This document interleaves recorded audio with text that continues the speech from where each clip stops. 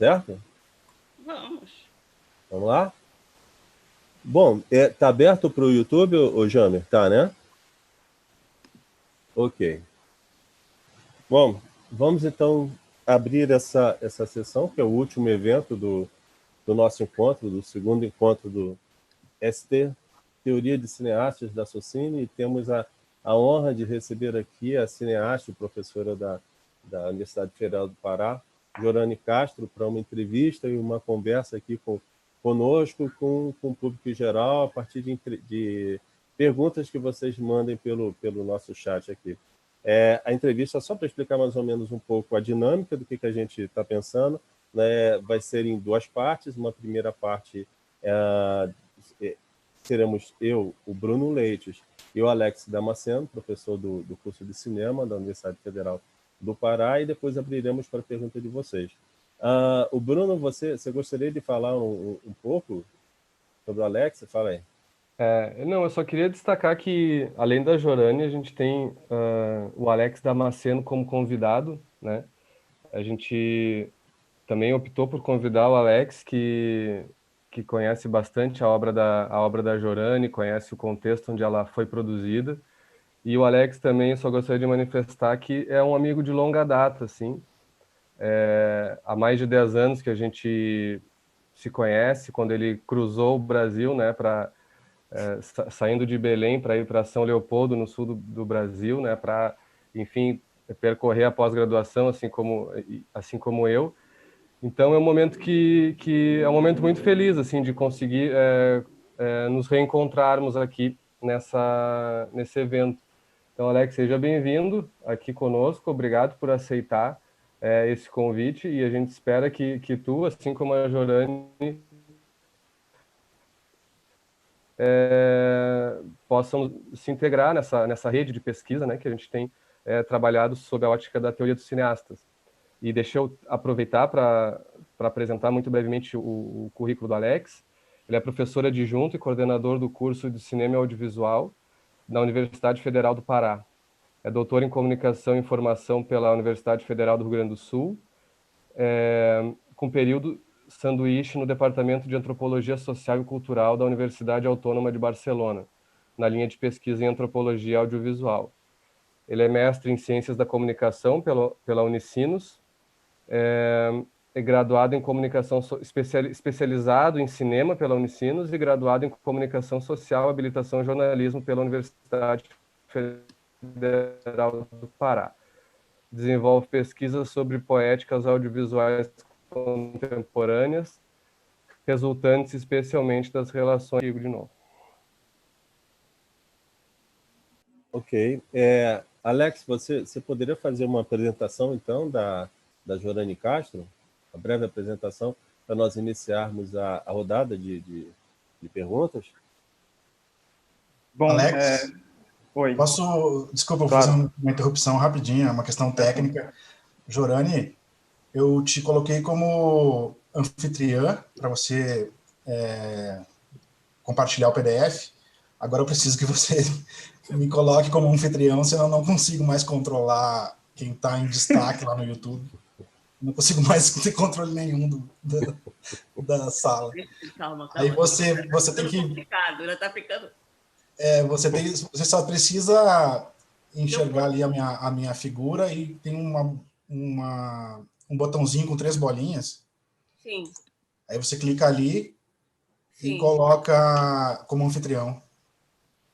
Rodrigo... Não, Jamer Mello. Não, o Rodrigo está querendo entrar.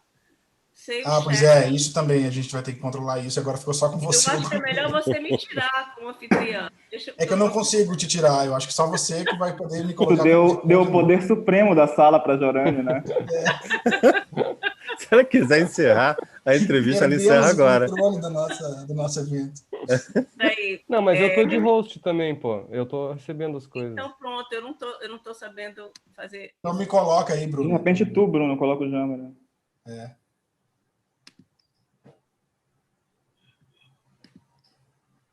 O Alex está de host também. Make co-host. Make host ou co-host? Isso. Host. Pronto. Change host. Ótimo. Oba, Obrigado. agora eu não sou mais. Agora sim. Você- Obrigadão. Ok. Desculpa a interrupção, gente. É que é uma questão Nada, técnica nada. importante para Ok, a perfeito. sessão. Aham. Melhor assim. Alex, a palavra está contigo. Tá bom. Bom, boa noite a todos e todas. É uma felicidade poder participar aqui com vocês desse momento, rever velhos amigos, né? É um sinal que a gente sente que a gente está ficando velho, né? Quando a gente já tem amigos de longa data, como o Bruno, o Jamer, né? Os demais organizadores do evento também eu queria cumprimentar e agradecer o convite. Também conheci agora o Marcelo, também a gente trocou umas ideias durante essa semana, então foi um prazer te conhecer também. Também uma felicidade estar nesse evento, fazendo essa mediação de uma conversa com a Jorane, que também é uma amiga, também de já alguma data, né, Jorane? Eu acho. E, Eu te e conheci antes do. Quem foi que falou? Foi o Marcelo? Não. Quem foi? o Bruno, Bruno. Eu te conheci antes do Bruno. Foi antes de tu viajares, que tu já pode foste, crer, né? E se pode conheceu, crer. mas não se conhecia muito bem. A gente veio se conhecer melhor, mais recente, né? É. Mas, então, um prazer, tipo, uma pessoa que eu admiro muito o trabalho, seja como professora, como cineasta, e então, muito legal poder fazer essa interlocução com vocês, né? Bom, a Jorane, ela produz cinema aqui em Belém desde o final ali dos anos 90, né? E, inclusive, eu li isso recentemente, eu não sei se tu tem consciência disso, Jorane. Eu li numa dissertação que eu estava na banca, que colocava tu dentro de uma geração chamada de o Levante do cinema paraense, que é, de fato, uma geração ali que surge no final dos anos 90, né, que retoma um pouco a produção que estava num período escasso, e daí surgem importantes cineastas que se consolidam durante os anos 2000, dentre eles a Jorane, né? A Jorane começa o primeiro curta dela, o Postscriptum, que é um curta de 95, que é resultante do trabalho dela de graduação na França, na graduação em cinema. Mas o primeiro filme desse levante do cinema paraense, produzido aqui, é o Mulheres Choradeiras, que é um curta que tem grande repercussão nacional, internacional, inclusive é um curta que passa na Quinzena dos Realizadores em Cannes. Depois a Jorane faz uma série de outros curtas. Essa geração da Jorane se consolida enquanto realizadores no formato do curta-metragem. E todos esses curtas ambientados, grande parte deles ambientados nessa relação da cidade de Belém com seu entorno, ou seja, essa dinâmica do urbano dentro desse espaço da floresta, que é a tensão amazônica, né? É o grande fruto das nossas contradições, do nosso cenário, da nossa cultura, né? Dentre eles, filmes como Quando a Chuva Chegar, como Ribeirinhos do Asfalto, produzidos aí desse período dos anos 2000, né? A Jorane também tem uma carreira bastante produtiva dentro do documentário, não apenas no ficcional, em filmes como o Invisíveis Prazeres Cotidianos, um filme também chamado Lugares do Afeto, que é um longa sobre a fotografia do Luiz Braga, que é um importante artista fotógrafo local, que também marca um pouco a relação da Jorane com a foto ativa, com a produção fotográfica, que no Pará é muito forte, né? E a foto ativa é uma instituição, um coletivo fotográfico muito forte na produção nacional. Também um outro documentário que é o Mulheres de Mamirauá, que também mostra um pouco do cunho etnográfico da obra da Jorane. Também tem uma relação forte da Jorane no documentário com a arte local da cultura paraense. Então, por exemplo, a recente obra que ela fez sobre o Mestre Cupijó, e outras produções que ela também atuando no papel de produtora dos filmes de outros realizadores, como, por exemplo, Ópera Caboclo, que é dirigido pelo Adriano Barroso. E em 2018, a Jorane lança o filme que a gente assistiu no evento, que é o Para Ter Onde Ir, né, que é resultado do edital de baixo orçamento do Ministério da Cultura.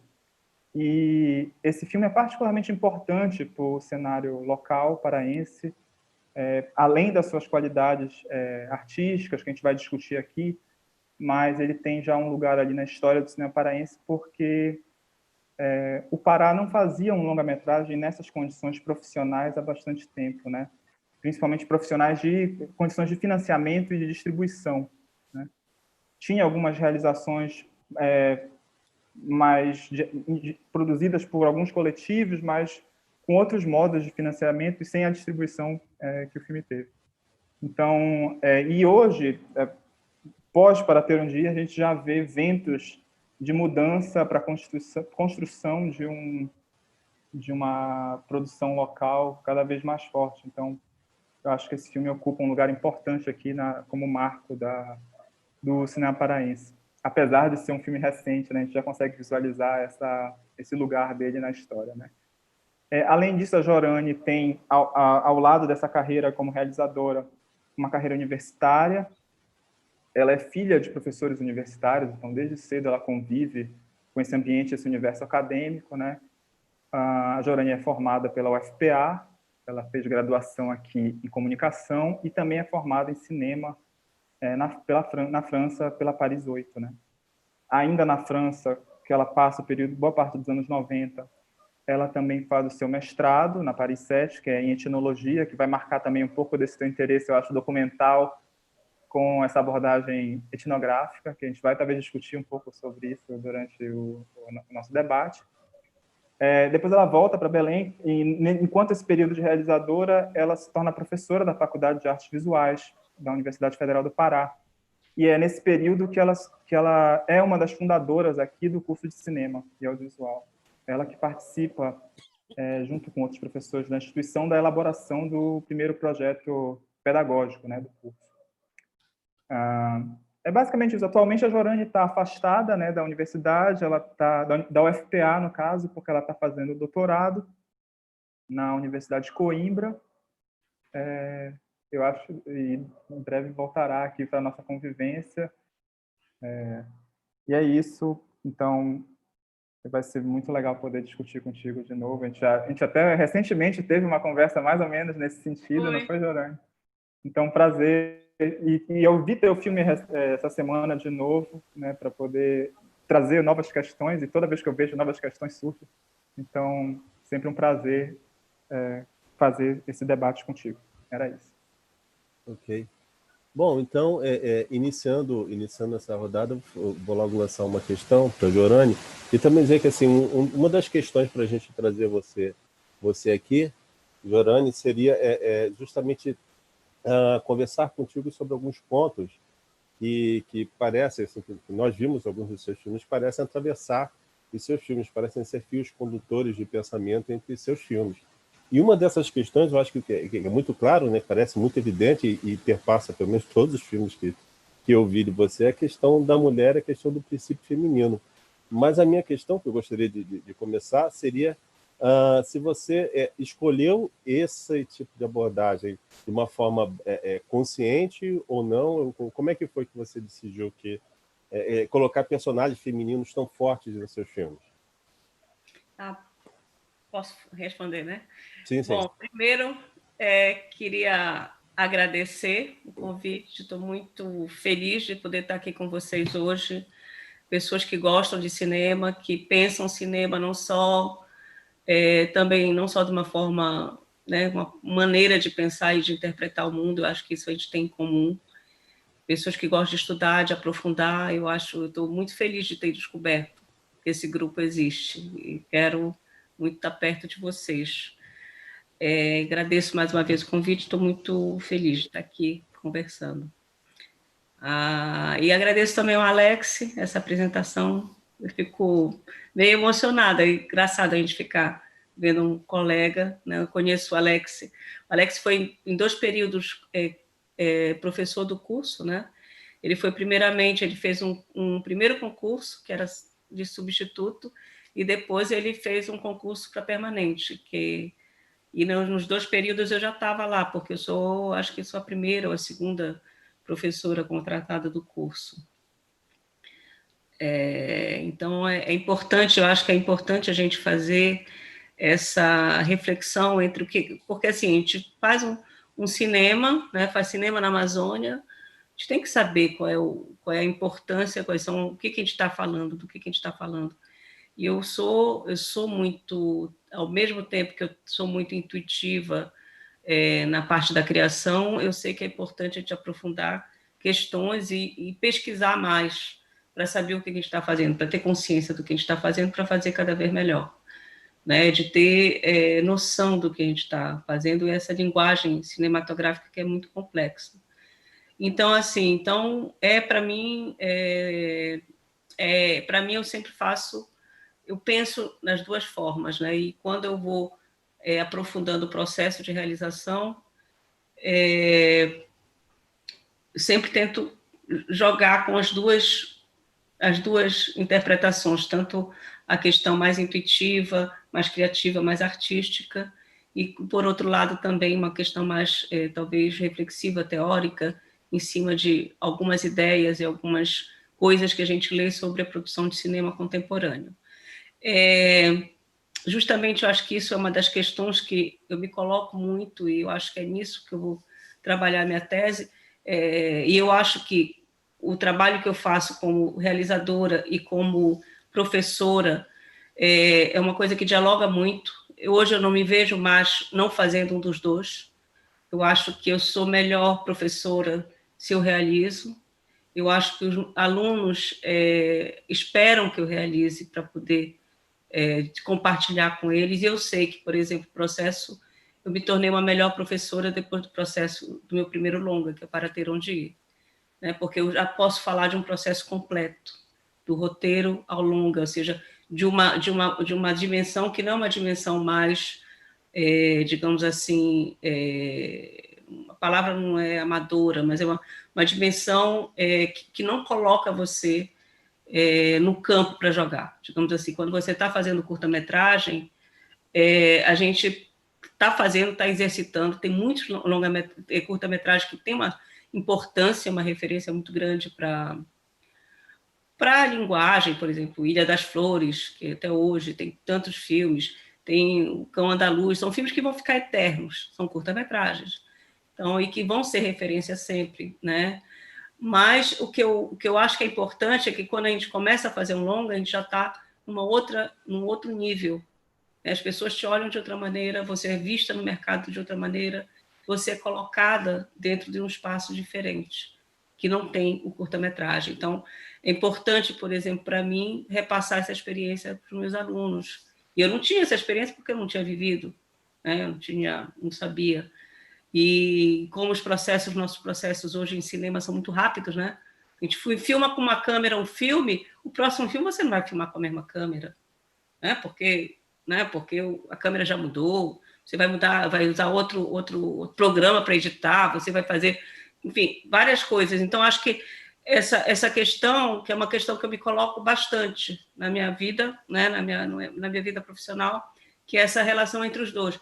E eu acho que a gente tem uma das coisas que é mais difíceis para mim definir é justamente isso, o que é criação artística e o que é reflexão teórica, né? E como as duas dialogam. Então, acho que isso é uma coisa muito que eu me coloco bastante.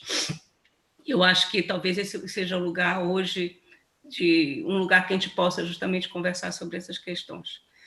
E sobre esse universo feminino e essa cumplicidade feminina, eu sempre me identifiquei, não sei se, assim, eu não me coloquei a questão, eu me coloquei a questão, eu me coloco hoje a questão, porque eu vejo que a sociedade está trazendo à tona uma questão que para mim era óbvia, né? Do protagonismo feminino, da cumplicidade feminina, dos relatos femininos, né? E que tem uma história entre as mulheres, em todos os sentidos. As mulheres, em todos os meus filmes, elas são cúmplices, elas não são rivais, né?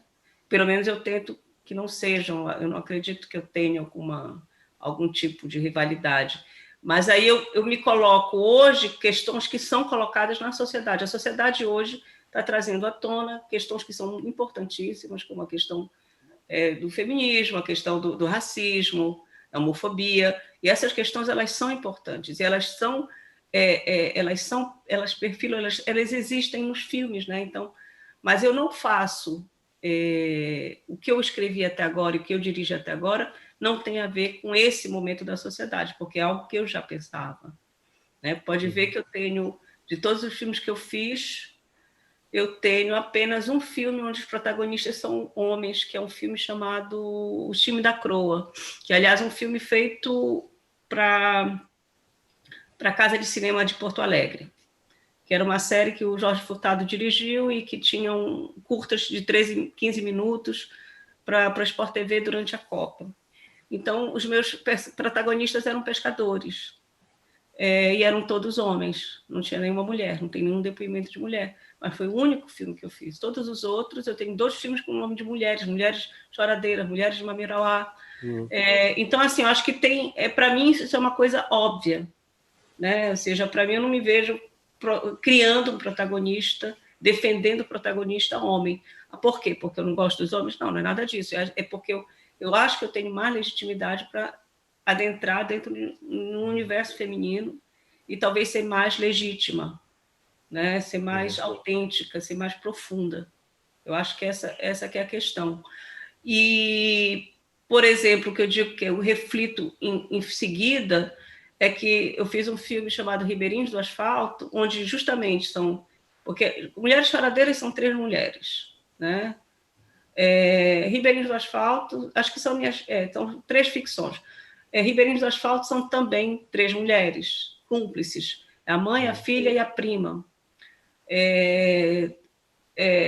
E o terceiro filme, que é Para Ter Onde Ir, são de novo 3 mulheres, né? A Eva, a Keitilene e a Melina.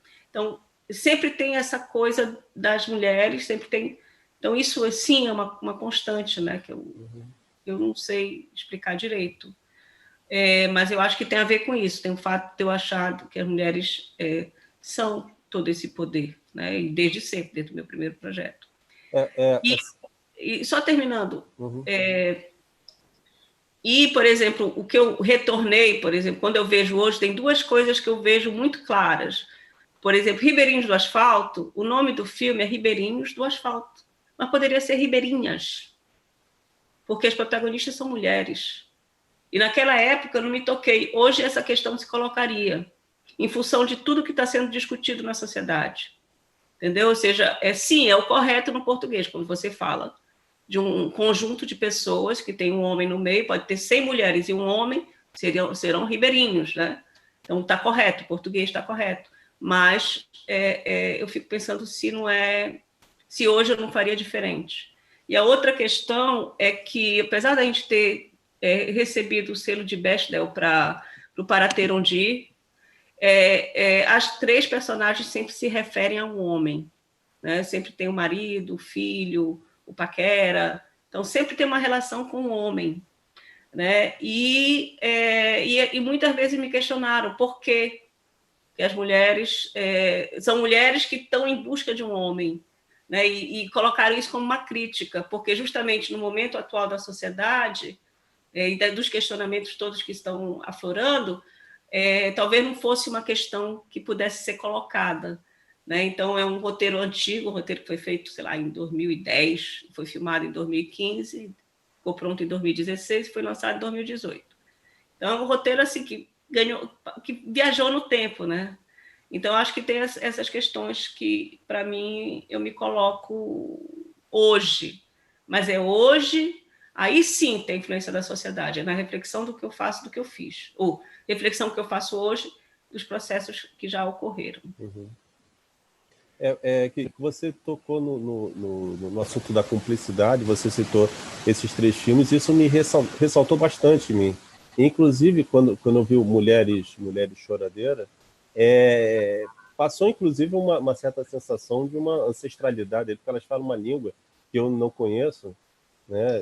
Me lembraria alguma coisa de um poder feminino, inclusive de encantamento com os homens, e de canibalismo, inclusive, né? Quer dizer, tem alguma coisa mágica ali envolvida? Tem uma certa visão mágica sobre esse poder? Sim, o Mulheres Choradeiras ele é totalmente dentro do realismo mágico, né?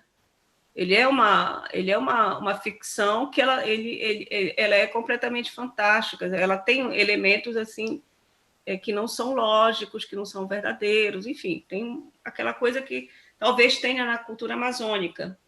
E eu acho que ali já tinha, claro que tem ali uma ancestralidade, tem sim, tem a questão das carpideiras, que é uma questão, é uma tradição, né, uma tradição antiga que aí vem desde os gregos antigos. É muito mais comum no Nordeste do que no Norte, pelo que me consta. Mas eu acho que tem sim, e tem uma coisa também daquela magia que a gente associa à floresta, aos elementos da floresta, às entidades da floresta, né? A gente faz uma interpretação que eu acho que é a herança das culturas indígenas, que ela sempre tenta integrar o real, digamos assim, não vou usar o real, mas o visível e o invisível, né? E essa narrativa do invisível, ela faz parte do cotidiano. Então, eu achava que Mulheres Choradeiras tem, talvez seja o único filme que eu me permiti fazer essa passagem, né, essa fronteira de linguagem. Os outros estão um pouquinho mais dentro da realidade. Uhum. Jorane, ainda nesse tema, eu fiquei bastante. Eu tinha pensado em conversar contigo sobre uma ideia que tu trazes numa entrevista, que é uma ideia de um cinema feminino, né? Que tu dizes, eu fiz um filme feminino, né? E eu pensei em trabalhar em te perguntar um pouco assim, como tu, porque a gente olhando teus filmes fica muito. Fica claro, assim, que a gente está no universo feminino. Mas daí a pensar um conceito de filme feminino, né? Em que sentido e tal.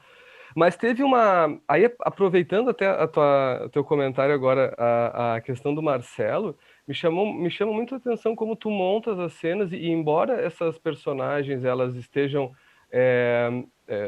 majoritariamente afetadas por personagens masculinos, o modo como tu montas coloca a visibilidade totalmente na mulher, né? Me chama a atenção como o personagem masculino ele muitas vezes está fora do ponto de foco, ou ele não merece o enquadramento aproximado, ele fica sempre, não merece o contraplano, né?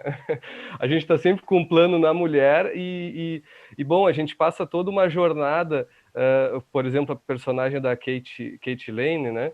Passa toda uma jornada para encontrar o pai da filha, e quando ela encontra,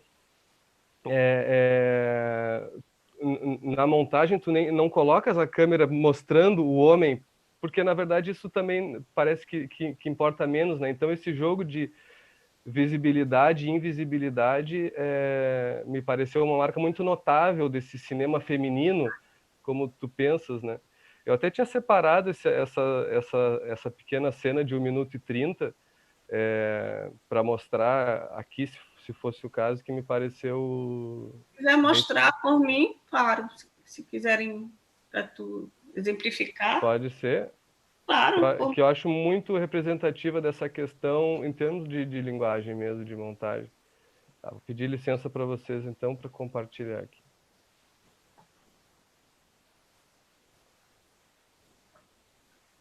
Tá todo mundo vendo aí? Eu vou dar play aqui, então.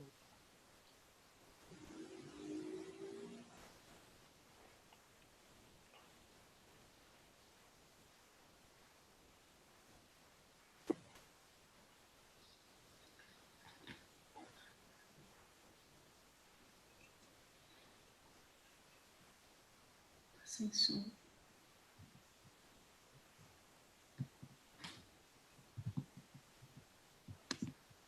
Bruno? Tá sem som, Bruno. Sem som, Bruno. Tá sem som? Tem que compartilhar o áudio também. E, Paty, tu tá aí? Boa noite, Paty. Oi, Alex. Desculpa, a gente coloquei aqui compartilhar o áudio agora. Junto.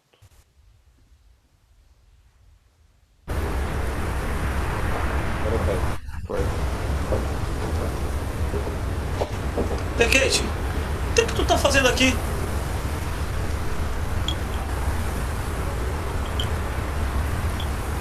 O que tu quer que eu faça? Não tá percebendo que eu tô aqui trabalhando?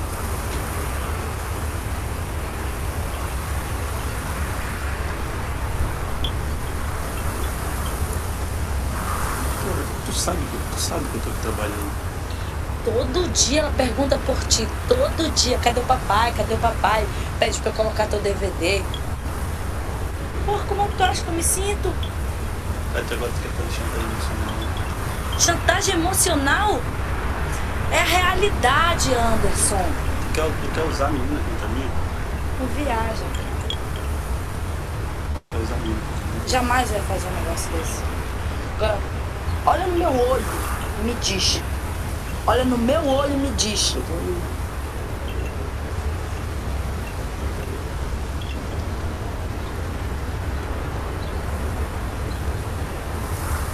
Tu acha que eu não queria falar com ela? Não Hein? parece. Não parece.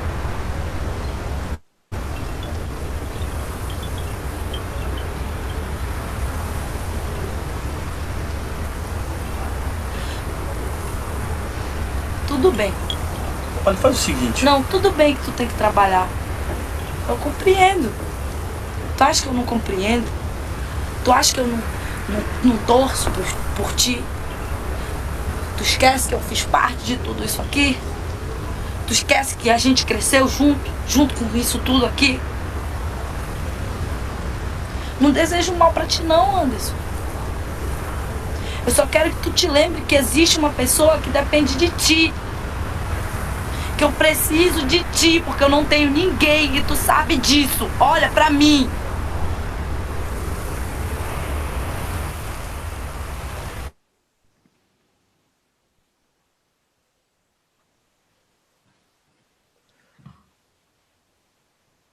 Né? Chama muita atenção como o corte vai para um primeiro plano no rosto dela, né? A gente jamais volta, e isso, para quem está assistindo a narrativa do filme, isso aí já vai mais de 1 hora, e num road movie procurando esse personagem, né? Achei incrível essa estratégia, e como ela se repete, né, nos outros momentos. É verdade, eu não tinha pensado assim dessa forma, mas é verdade que a gente foi eliminando os personagens masculinos, né? Por exemplo, a cena, até a cena da mãe do filho, ela é uma cena onde aparece talvez muito pouco, né? O Jonas. E também tem uma cena, um plano de 9 minutos na procura de Jonas, né? Então, ou seja, realmente o foco na narrativa é nelas. É isso que interessa. Eu não sei se é cinema feminino, cinema feito por mulher, porque essa discussão vai longe, né? Mas eu acho assim que tem uma maneira de você abordar, talvez, o universo feminino de uma outra forma. E é nisso que eu me empenho, mas eu não me empenho porque eu li num livro ou eu vi que está na moda. Eu acho que é porque é assim que é. Eu acho que é o que eu vejo, assim, as histórias que eu me sinto mais legitimada para contar são essas. São histórias que passam por narrativas onde mulheres são protagonistas. Então, eu acho que sempre foi assim. Tirando essa exceção para o time da Croa, que eu adorei fazer, e que eu acho que, por exemplo, encontrar os pescadores foi incrível, adorei ter feito filme sobre futebol, mas não era o meu, foi um filme de encomenda, digamos assim. Não foi um filme que eu decidi fazer. Posso emendar uma pergunta? Sim, claro. Mas ainda nessa questão de identidade, né? Porque a minha experiência vendo o filme, e isso é uma coisa que nós dois compartilhamos aqui na sala, que somos pessoas nascidas e criadas em Belém, né? E tu falou um pouco dessa coisa de como o longa-metragem tem uma força maior, ele gera mais debate, e eu fico muito me perguntando sobre essa questão da relação disso com a identificação que a gente tem nesse processo do filme, porque, por exemplo, são 3 personagens femininas e essas personagens têm conflitos que são até certo ponto mínimos, né? A narrativa pontua seus conflitos. A narrativa é bastante mínima no filme, né? E a minha identificação, o meu processo de identificação com o filme não se dá por meio dessas mulheres, nem pelas suas tramas, mas se dá mesmo por essa questão do ambiente, da paisagem, da vida em Belém, né? E eu acho que Belém e nos seus arredores, né? E aí o Bruno falou, tipo, que é essa coisa do filme de viagem, do road movie, e isso, de fato, a gente se coloca nele com um certo conforto, porque é um filme que a gente está acostumado a ver, né, por essa marca de gênero, mas, ao mesmo tempo, ontem eu estava me dando conta disso, que é a primeira vez que eu via um road movie, um filme de longa-metragem, road movie, no qual eu conhecia o percurso daquela viagem, né? Tipo, é a primeira vez que eu conheço aquele caminho, né? E, tipo, e para quem não é de Belém, esse trânsito de Belém para Salinas é algo que faz parte do cotidiano aqui da cidade, né? Inclusive, até as cenas em que a narrativa se dá em Belém são lugares, a arquitetura de Belém muito conhecida, né, para o imaginário da cidade, como aquela cena tua, ou passando pelo edifício do Manuel Pinto, que é um prédio histórico, ou o reflexo das mangueiras no vidro do carro, ou seja, tem um imaginário muito forte de Belém, né? Então isso me provocou uma identificação muito forte com o filme, apesar é mais pelo campo da paisagem que o filme constrói do que propriamente pela narrativa, pelas personagens. Inclusive, nessa cena que o Bruno... Não, que tu falou, né? Do filho, quando aparece pela primeira vez o Jonas, para mim isso é muito marcante, que tu tem uma opção, tipo, o filme inteiro caminha para esse clímax do enfrentamento mãe e filho, e aí tu corta para uma cena de paisagem com barulho de vento na praia, ou seja, o interesse aqui nosso é pela paisagem, né? Então eu queria te ouvir um pouco sobre essa relação da paisagem com a identidade, como é que tu pensa essas questões, e como é que o Para Ter Onde Ir, e também outros filmes que sempre eu acho que tu trabalha nessa marca, né? É verdade, Alex. Eu penso sempre, assim, eu acho que é um privilégio, né, poder filmar Belém. Belém é uma cidade que foi pouco filmada, então é um privilégio. Eu acho que eu tenho uns 2 ou 3 filmes que pegam o Manuel Pinto. Aliás, tem 3 filmes, no mínimo, que passam pelo Manuel Pinto. Um que eu filmei totalmente, quando a chuva chegar, ele é todo filmado no prédio, que é um prédio histórico, o primeiro prédio alto da Amazônia, a primeira torre da Amazônia. Então, então tem uma relação, sim, com o espaço físico, né? Eu tenho essa coisa para poder expressar, para poder chegar Eu penso muito em que lugar eu vou filmar, onde é que eu quero filmar, o que eu quero mostrar. Por exemplo, tem um plano da Kate, é um plano, assim, plano de passagem. A Kate entra no carro, pronto, acabou. Mas a Kate entra no carro, a gente já mostra a Vila da Barca, que é uma cidade, um bairro da cidade que é totalmente de palafitas, um bairro sem saneamento básico, um bairro abandonado, um bairro que ninguém quer saber, que prefeito entra, prefeito sai, prefeito, não fazem nada lá. E tu tens atrás aqueles prédios gigantes, onde um apartamento custa 2 milhões de reais. Né? Então, assim, tu vês essa diferença, né? Essa grande diferença e essa arquitetura. Em um plano eu tentei colocar isso, né? Mostrar a cidade, porque tem... eu acho que eu tenho uma relação muito grande com Belém. Invisíveis Prazeres Cotidianos é sobre Belém. Quando a chuva chegar é sobre Belém. Ribeirinhos do Asfalto mostra Belém, né? É um trajeto também. Assim, são mulheres que saem da ilha, a ilha faz parte da cidade, elas atravessam, a gente vê aquele skyline da cidade, e aí elas adentram nessa cidade, né? No continente. Então, acho que eu tenho essa obsessão, talvez, não é obsessão, mas essa sempre volta, Belém, sempre volta. Onde é que eu vou filmar em Belém?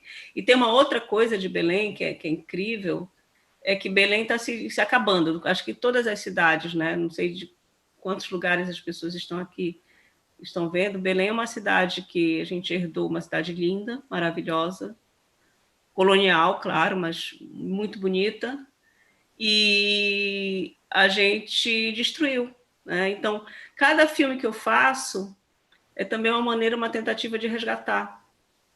Tem filme, por exemplo, nos meus filmes eu sei que tem imagens de casa que não existe mais, imagens de lugares que não existem mais, entendeu? Então é como se eu estivesse também tentando capturar um pouco dessa cidade onde a gente vive, né? E que a gente ama e que a gente quer preservar, mas ao mesmo tempo ela não se deixa preservar.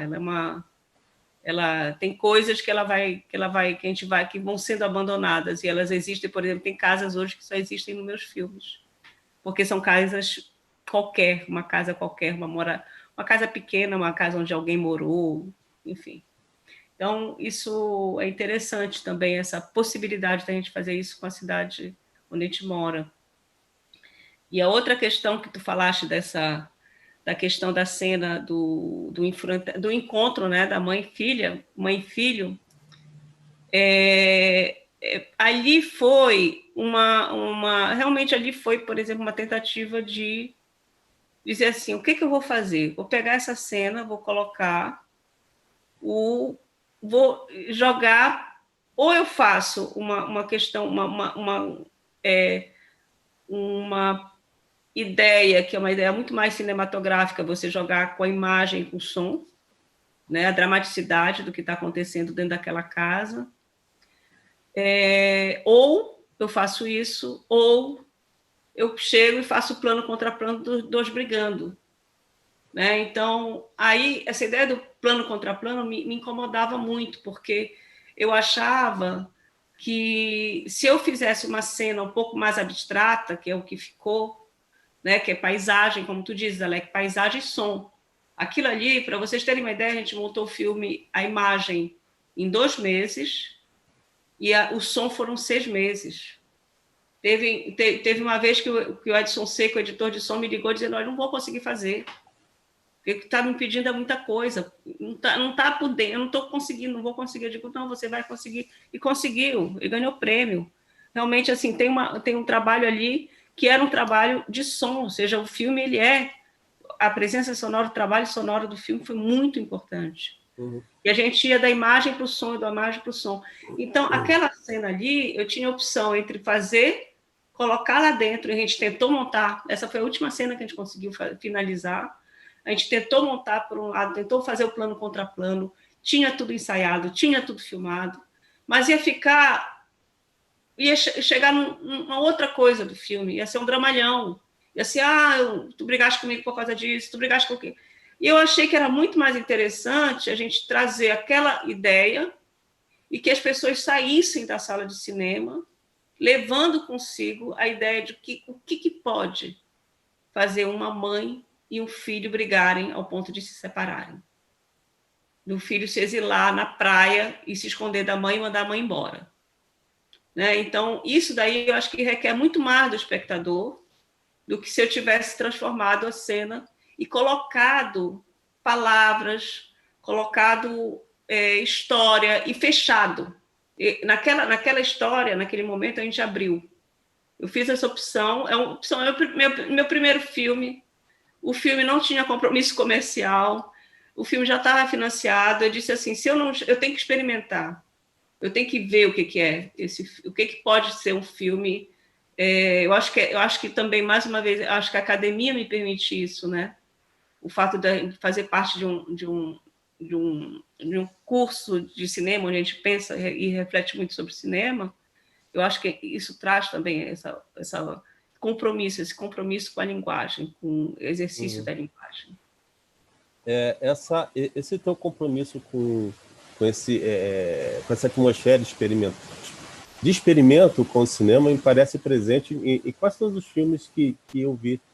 Tem uma entrevista que você cita, por exemplo, a estética aristotélica, né, e diz exatamente que se deve se questionar isso, quer dizer, por que se conta, as histórias são contadas dessa forma, de determinada forma, se existem outras formas também de contar uma história. E aí, quando eu vi essa entrevista antes e depois eu vi o Ribeirinho do Asfalto, a maneira como você termina o filme me parece exatamente isso, né? Parece não vou terminar da forma padrão, da forma clichê, e vou pegar um trecho de vida dessas pessoas e vou começar da forma que eu acabo.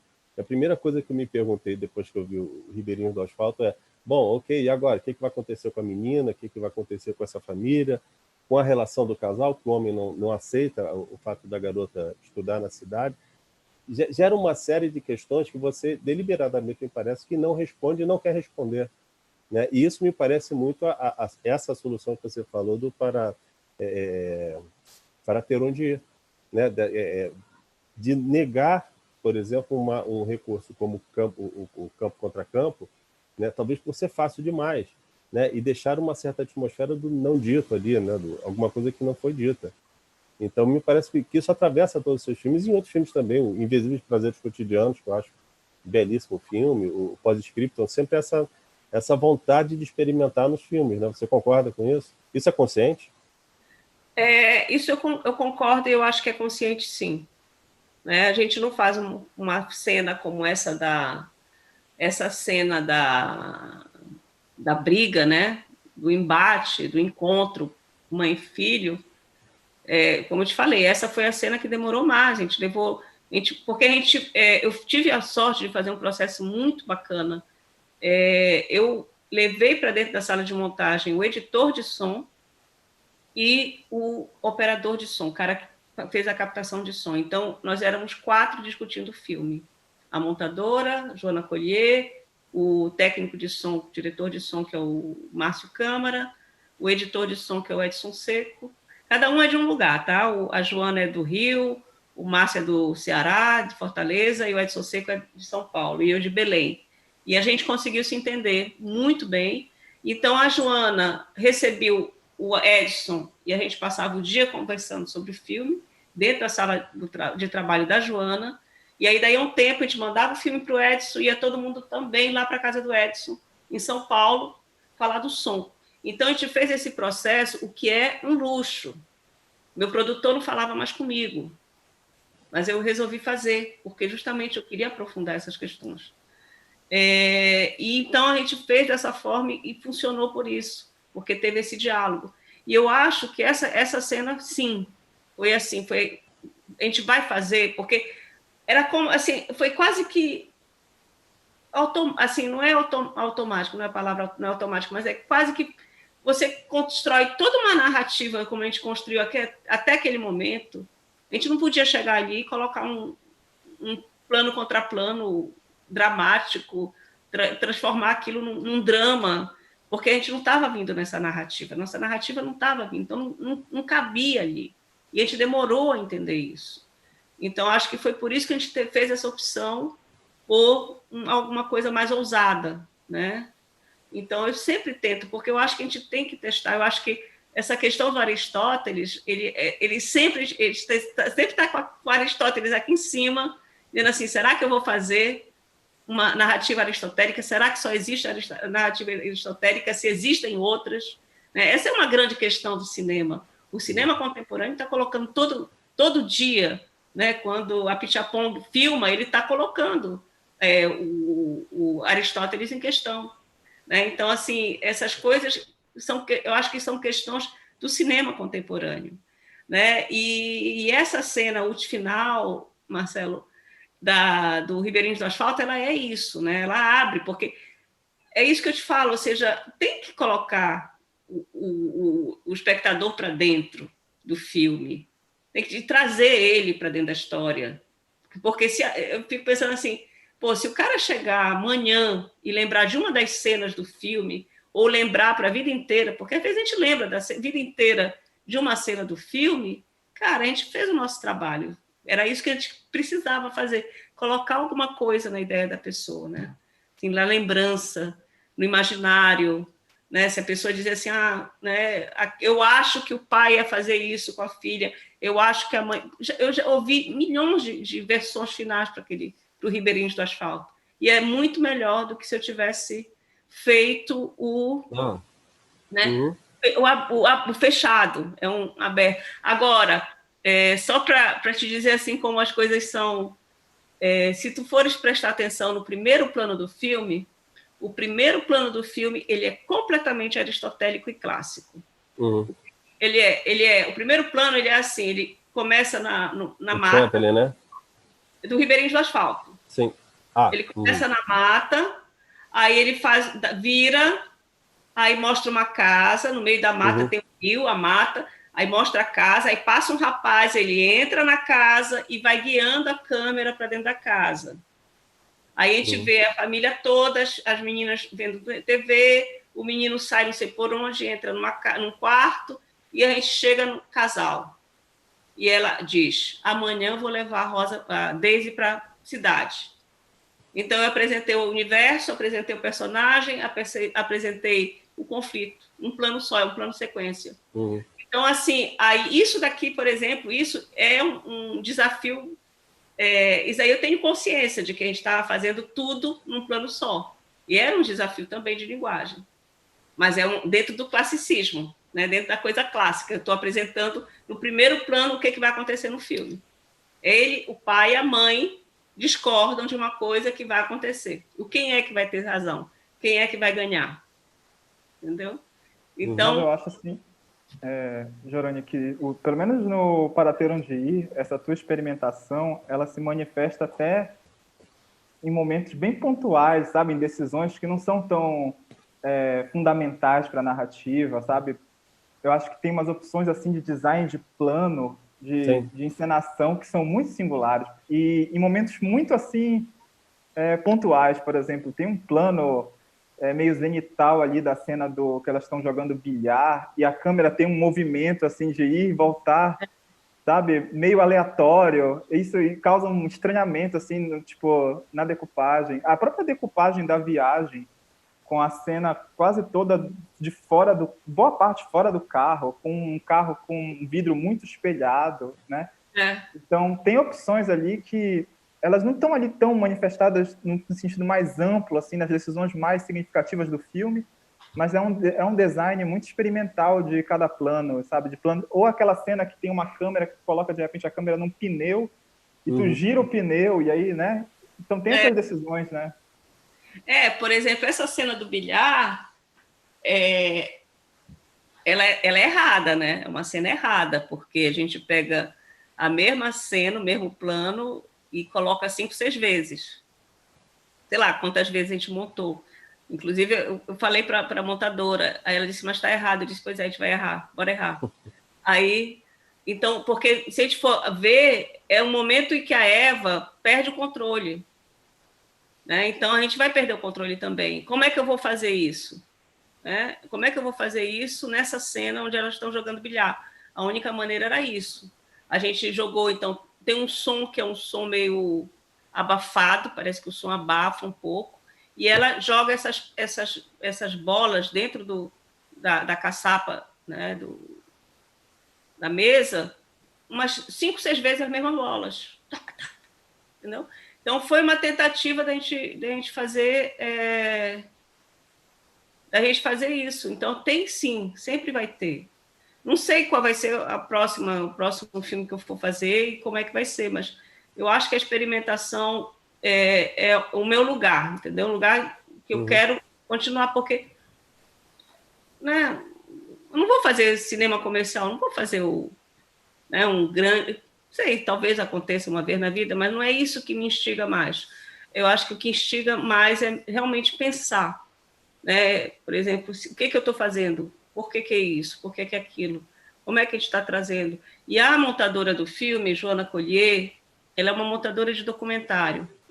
A gente, ela aprendeu assim, ela é discípula de Eduardo Escorel, Eduardo Coutinho. Ela saiu um pouco da videofilmes e tal, já montou filme Ela montou os 2 últimos filmes do Walter Salles. Então, aquele filme sobre aquele cineasta chinês, Zhang Yimou. Não é Zhang Yimou, como é um cineasta chinês, e depois um outro filme que ele fez para a China. Como é o nome? Jia Zhangke? Jia Zhangke, exato. Desculpa, eu confundi. É o Jia Zhangke. Então, ele fez o Walter Salles fez um filme sobre ele e a Joana montou. Então, ela é mais habituada a documentários. Mas a gente teve um processo muito interessante de colaboração, porque ela é também muito experimental e a gente conversava muito. E, às vezes, era assim, a gente conversava mais e a montagem estava resolvida, precisava da conversa. Então, essa é um diálogo de qual é o cinema que a gente está fazendo, qual é o cinema que a gente quer fazer. Onde é que a gente se coloca nesse cinema? Então, eu acho que isso é importante, né? Não sei até onde, como vão ser, por exemplo, O Mestre com o Pijama é um filme que tem menos experimentação. Ele é um filme mais correto, assim, mais certinho. Mas ele tinha um propósito, que era falar, né? Mas, por outro lado, o Lugares do Afeto, que também é um filme para apresentar um artista, que é o Luiz Braga, ele tem cenas completamente experimentais.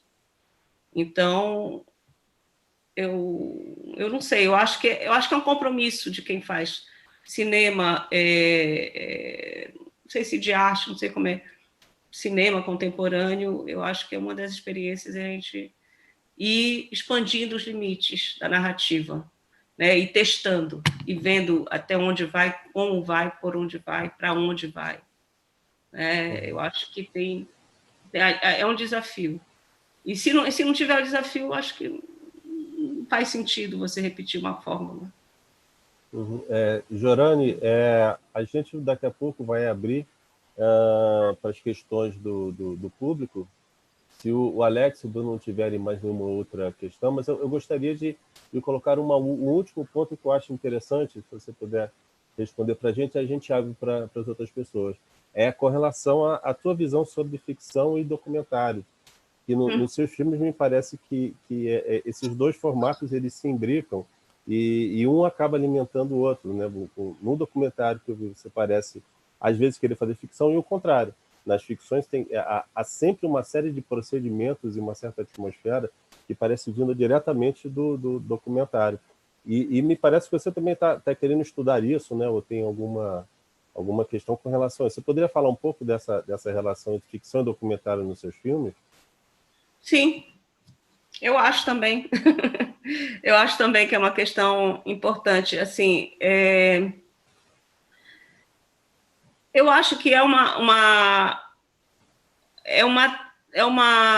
situação hoje que a gente vive, porque se a gente for pensar historicamente, cinema documentário, cinema de ficção, antes dessa revolução tecnológica, antes dessa possibilidade, milhões de possibilidades, a gente tinha a possibilidade de fazer, existia uma fronteira muito grande, né?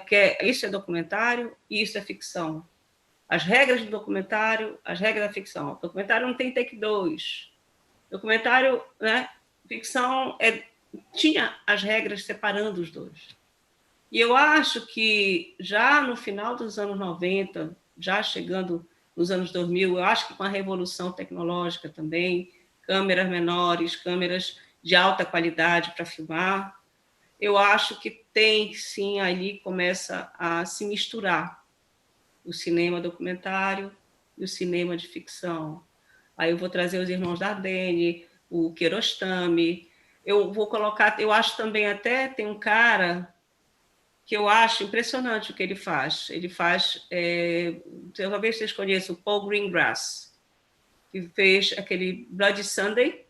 É um diretor inglês que depois fez aquela franquia Bourne. Ele fez a partir do segundo, terceiro, e ele traz essa linguagem do documentário para o Bloody Sunday, e ele traz essa mesma linguagem para um filme de Hollywood, com milhões de dólares, super comercial, como é a franquia Bourne, né? Então, eu acho que tem aí, não estou comparando eles com Dardenne, não estou comparando também com Kiarostami, mas existe ali um momento onde você começa, acho que começa a misturar os dois, né? Ou seja, o que é ficção, o que é documentário.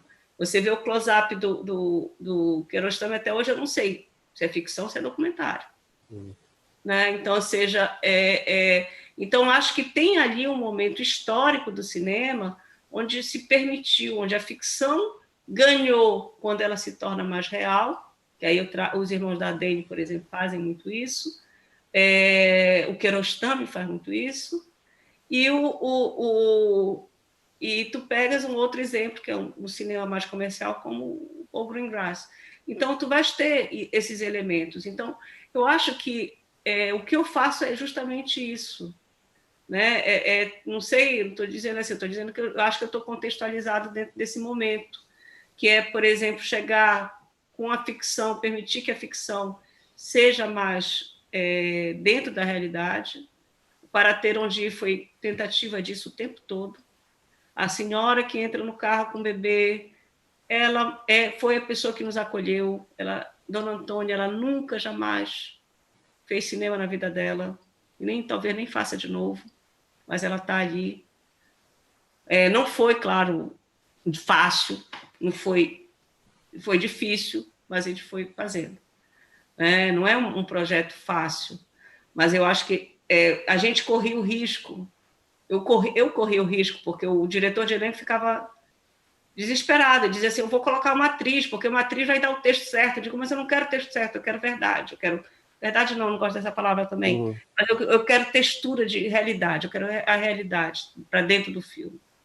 E no Para Ter Onde Ir, eu acho que onde tem mais essa fronteira é na cena justamente da procura de Jonas na praia, porque essa cena tinha um take único, tá? Não teve dois, só teve um, só fez um no fim de tarde. Aí a gente colocou a atriz no carro, uma câmera em cima do carro, e eu disse para ela, vai pela praia e procura por esse tal de Jonas. E pronto, e a gente pegou o carro e foi embora. Eu estava dentro do carro, estava lá para trás. Aí ela ia procurando pelo tal do Jonas. Aí parava, dizia assim, oi, o Jonas está aqui? Não está aqui. Aí ia continuava, e o Jonas? Aí vinha alguém, não, o Jonas estava aqui ontem, não sei o quê. Né? Então, essa fronteira, ela tá ali, para mim, é esse exercício. Né? Porque é uma atriz, é um texto, é um roteiro, ela tá seguindo um roteiro, segundo o personagem, segundo o que pede a cena, mas ela está se jogando na realidade. Aquelas pessoas não sabiam que ia ter alguém perguntando que era um filme, não sabia que era um filme. Iam lá conversar, não, eu acho que eu não conheço, não é Júnior o nome dele? Não, é Jonas. Tal. Então, aí, claro que depois a gente pediu autorização de uso de imagem de todo mundo, tá, gente? A gente fez tudo direitinho. Mas foi depois, não foi durante o processo. As pessoas só autorizaram depois que alguém foi lá da produção e pediu. Mas, então, isso daí, eu acho que isso é super Kiarostami, por exemplo. Kiarostami faria isso, ou fez, né? Então, eu acho assim que tem uma... Eu acho que tem que ter essa fronteira hoje, né? Eu acho que tem que ter essa textura, e tem que ter fantasia também no documentário, tem que ter um pouco de leveza, de magia. Então, eu flerto com os dois, eu acho que é importante pensar nos dois. Então, eu acho que ganha, o filme ganha mais, a narrativa fica mais interessante. E essa cena eu acho que eu sempre uso como exemplo, porque eu acho que ela é justamente isso, essa fronteira, o que é, até onde vai o documentário, até onde vai a ficção, eu não sei. É a mesma coisa, e os dois juntos, ao mesmo tempo, e eu não sei como definir. Ok, se Bruno e Alex concordarem, vamos passar agora para as perguntas do público. Tudo bem, Alex, Bruno? Eu tenho... Tem uma pergunta? Eu tenho algumas dezenas de inquietações aqui. Bruno? Mas eu acho que o chat está super movimentado e eu acho que dá para passar para as questões do chat ali também. Depois isso, a gente segue. Deixa eu só fazer um comentário bem na linha do que ela estava falando. Juro que vai ser segue, rápido. Alex. Ok. Estava comentando, Jorânia, tu falou do Fogging Grass e tu falou do Kiarostami, né? E esse plano do que tu comentou, de fato, é um plano super Kiarostami. E aí ontem eu estava assistindo o filme e assisti a tua cena no Super Pop. E o Super Pop, tu falou, agora me bateu, é super Paul Greengrass, né? Aquela câmera super tensa, aquele corte super rápido, né? E acho que é meio isso, as tuas referências, tu joga... tipo, de acordo com a construção de uma determinada atmosfera, né, da cena, mais do que propriamente ter um estilo que perpasse toda a construção do filme, né? Então, joga mais com essa construção das atmosferas, né? Realmente, tu tá falando daquela cena da festa, né? Isso, a festa na praia. Ela é super Paul Greengrass, tem razão. Ela não tinha me tocado.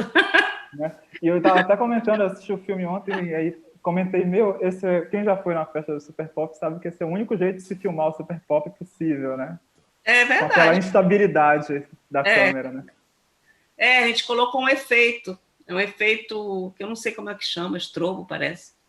E o que eu queria te falar...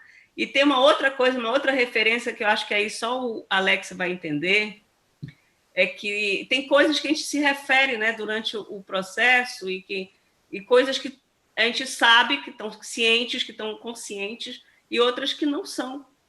Que é por exemplo, o filme, ele tem uma referência, o nome do filme, Para Ter Onde Ir, vou pegar aqui. Espera aí.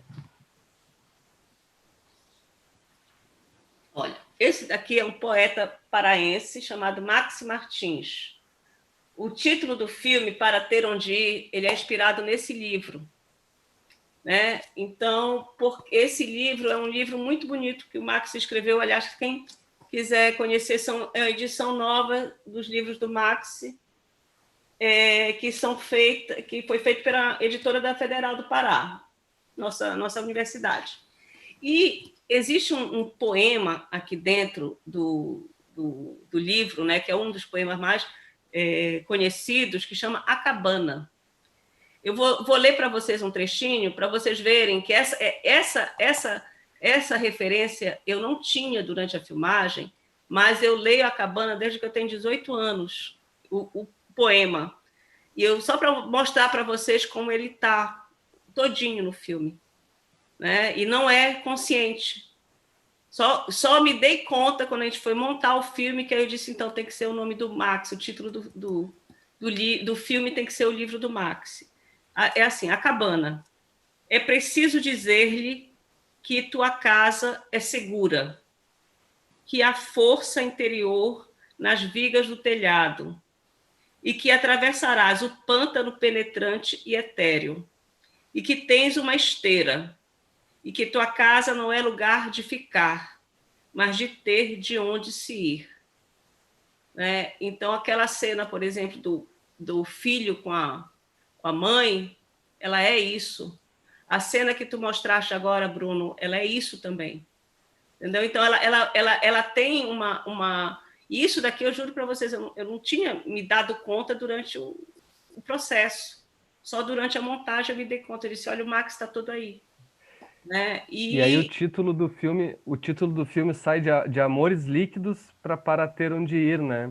Exato. Então sai da referência ao filósofo europeu, Bauman, né? E permanecemos na referência amazônica. Local, né? E tem uma outra questão, que é completamente diferente de Amores Líquidos, né? Porque também me dei conta de que essas personagens elas vão atrás do vínculo. Elas estão tentando se vincular, elas não querem se desvincular, porque o Amores Líquidos é a fluidez. Talvez a Melina tenha um pouco de fluidez, mas as outras não têm, elas estão procurando um vínculo. Então, são relações sólidas, até entre elas, se mesmo que as relações paralelas não sejam decepcionantes, a relação entre elas não é. Uhum. Então, existe o vínculo, então não pode ser Bauman. Mas a Melina ainda está apaixonada, ela se refere ao ex-marido dela, né? Então ainda tem essa relação também. Verdade. Então, leia o Maxi Martins. Eu trouxe para dar para o meu professor, para o Sérgio. Ok, gente, então vamos passar as perguntas do público. Bom, como é que a gente vai fazer? Jamer, você poderia... Isso, posso poderia ler as perguntas? Claro. Ok. Estou aqui com elas já. Ok, João. Obrigado, Jamer.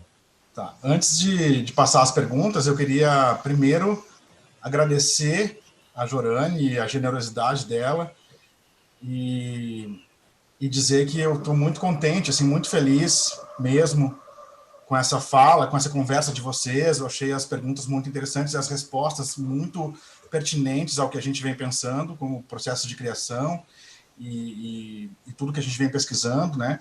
Eu acho que foi, assim, excelente como uma fala de encerramento, e a gente ainda tem um papo para para rolar, que provavelmente vai ser muito rico ainda, mas eu queria agradecer já de antemão, né?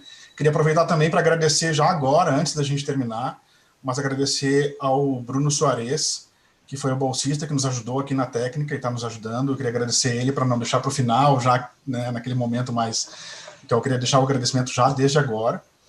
E um terceiro comentário, assim, muito breve também, é que como essa fala, esse papo, essa conversa com a Jorane e a riqueza do pensamento dela sobre a sua própria obra e sobre os processos criativos da sua própria obra, me remetem a uma coisa assim muito que acontece muito no Brasil, né? Eu estou aqui em São Paulo, estou dando aula em São Paulo, eu sou do Sul, mas a gente vive, parece que virando as costas para o resto do país. E como isso é muito rico, né? Eu acho que esse eixo Rio-São Paulo, na medida em que se encerra nele mesmo, a gente acaba talvez perdendo muitas coisas. Então, eu fico muito feliz da gente ter trazido a Jorane para cá, para esse evento, ter aberto um pouco esse nosso círculo, né, entre São Paulo e Rio. Eu falo isso assim porque o Brasil é sempre esses centros urbanos e fica dentro disso, né? E a gente tem coisas muito interessantes no Brasil. Eu fico muito assim feliz mesmo de quando essas coisas se potencializam e a gente pode discutir e apreciar essas produções. Então, eu fico muito feliz, assim, gostaria de fazer esse comentário. E passando... Então, a gente tem várias perguntas, não sei, assim, que mecanismo utilizar, eu acho que eu vou fazer de duas em duas, porque as perguntas são bastante, assim... focadas, né? Então eu acho que tem papo aqui para a Jorane responder a cada uma delas. Eu vou fazer de duas em duas para não ficar muita coisa para a Jorane. Pode ser, Jorane? E tem bastante pergunta. Então eu vou fazer primeiro a do Gilmar. Ele pergunta: houve uma intenção de filmar os personagens masculinos de uma maneira específica? Parece que o único personagem masculino é o filho. Foi uma estratégia narrativa? Já comentaste um pouco, né, sobre isso, mas aí poderia falar um pouco mais. A Andrea faz duas perguntas, eu vou colocar as duas aqui numa só. Ela diz: não conhecia seus trabalhos e assisti apenas para ter onde ir. Vejo que o equilíbrio entre o percurso das três personagens e a contemplação dos detalhes, da paisagem e dos elementos naturais são tratados com muita delicadeza. Queria te ouvir como o talentoso Beto Martins entrou no filme e como se deu o trabalho criativo com ele, visto sua produção fotográfica também. Acho muito rico o tratamento do som, o modo como entram os diálogos, quase como um elemento da paisagem. A maioria das falas estão fora dos corpos. Enfim, pode comentar.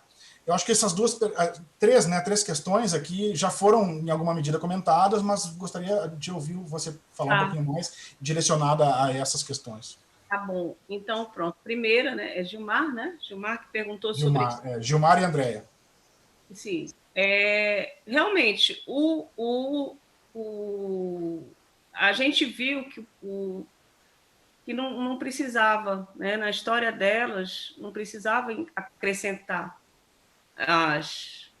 mais falas, entendeu? Mas eles estavam cumprindo o papel deles ali, né? Inclusive, até o rapaz com quem a Melina sai na festa, a gente não vê ele, né? A gente só vê ele de costa, só vê ele em contraluz, né? Então, assim, eu acho que tem, sim, uma opção narrativa de focar nelas, nos dramas pessoais dela e nessa narrativa que conduz para aquela cena final, que é a cena final né, digamos assim, da sublimação da cumplicidade das três. Então, eu acho que teve o tempo todo, né? Agora, não vou dizer que eu não filmei, eu filmei, mas eu não achava que tinha a ver com a narrativa. A gente chegou com material muito extenso na montagem e ele foi se reconstruindo, o filme foi se reconstruindo para poder se afunilar para o que era realmente importante, que é essa narrativa. Né? Agora, as perguntas da Andrea sobre o Beto e o som. Né? Na verdade, o Para Ter Onde Ir é uma coprodução entre Pará... assim, eu sou realizadora, não sou produtora.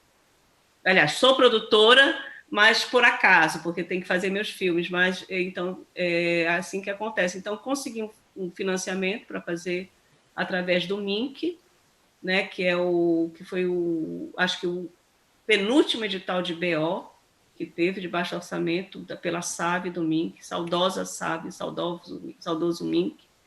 E aí, quando eu cheguei com R$1.200.000, que eu não sabia como fazer, Aí eu fui lá em Recife e convidei o pessoal da REC, produtores, que é uma produtora de filme independente, produziu Marcelo Gomes, produziu Cariainus, produziu Hilton Lacerda. Então, são filmes independentes, né? A REC tem uma história, um histórico muito bom. E um dos produtores, um dos sócios da REC é paraense, meu amigo há muitos anos. Então, eu convidei para a gente fazer o filme e eles aceitaram. Então, o filme é uma coprodução Pernambuco-Pará. E aí, então, eles me deram essa segurança de que eu poderia me interessar mais pelo processo criativo, enquanto que eles ficariam nessa parte mais de logística e de administração do recurso e tal. Então, o que aconteceu? Eu queria uma equipe paraense, mas tem ainda algumas funções que eu não tinha segurança total de pessoas no Pará, como, por exemplo, a fotografia. O som, eu trabalho desde Mulheres Choradeiras com Márcio Câmara, eu gosto dele, a gente se entende, somos amigos, somos parceiros. Então, por exemplo, eu não me vejo fazendo um filme, posso fazer um filme pequeno, mas um longa eu não vou fazer sem o Márcio, né? E porque eu me sinto segura, ele já sabe como eu filmo, ele já sabe como eu monto, ele também já pode me dizer, olha, isso daqui tu está fazendo errado, faz isso porque a gente tem intimidade. Então, é aquelas questões de cumplicidade que a gente cria, né? E que algumas relações elas continuam e ficam melhores com o tempo e outras se desgastam. Com ele, a gente continua. E o Beto veio como indicação do Ofir pela REC. O Beto para quem não sabe, é um diretor de fotografia pernambucano, é um grande fotógrafo. Ele fez um filme, eu tinha visto um filme que ele fez do Camilo Cavalcante, que eu acho, ele fez A História da Eternidade, que foi ele que fez, né? Porque eu estou confundindo, porque o Camilo fez um outro filme, História da Eternidade, mas foi com Mauro Pinheiro. Eu acho que esse foi, confirmam, né? Vocês estão confirmando. É isso mesmo. Então, ele fez A História da Eternidade, que foi o primeiro longa do Camilo. Aí eu vi A História da Eternidade, gostei e conversei com ele. E aí ele veio fazer o filme comigo.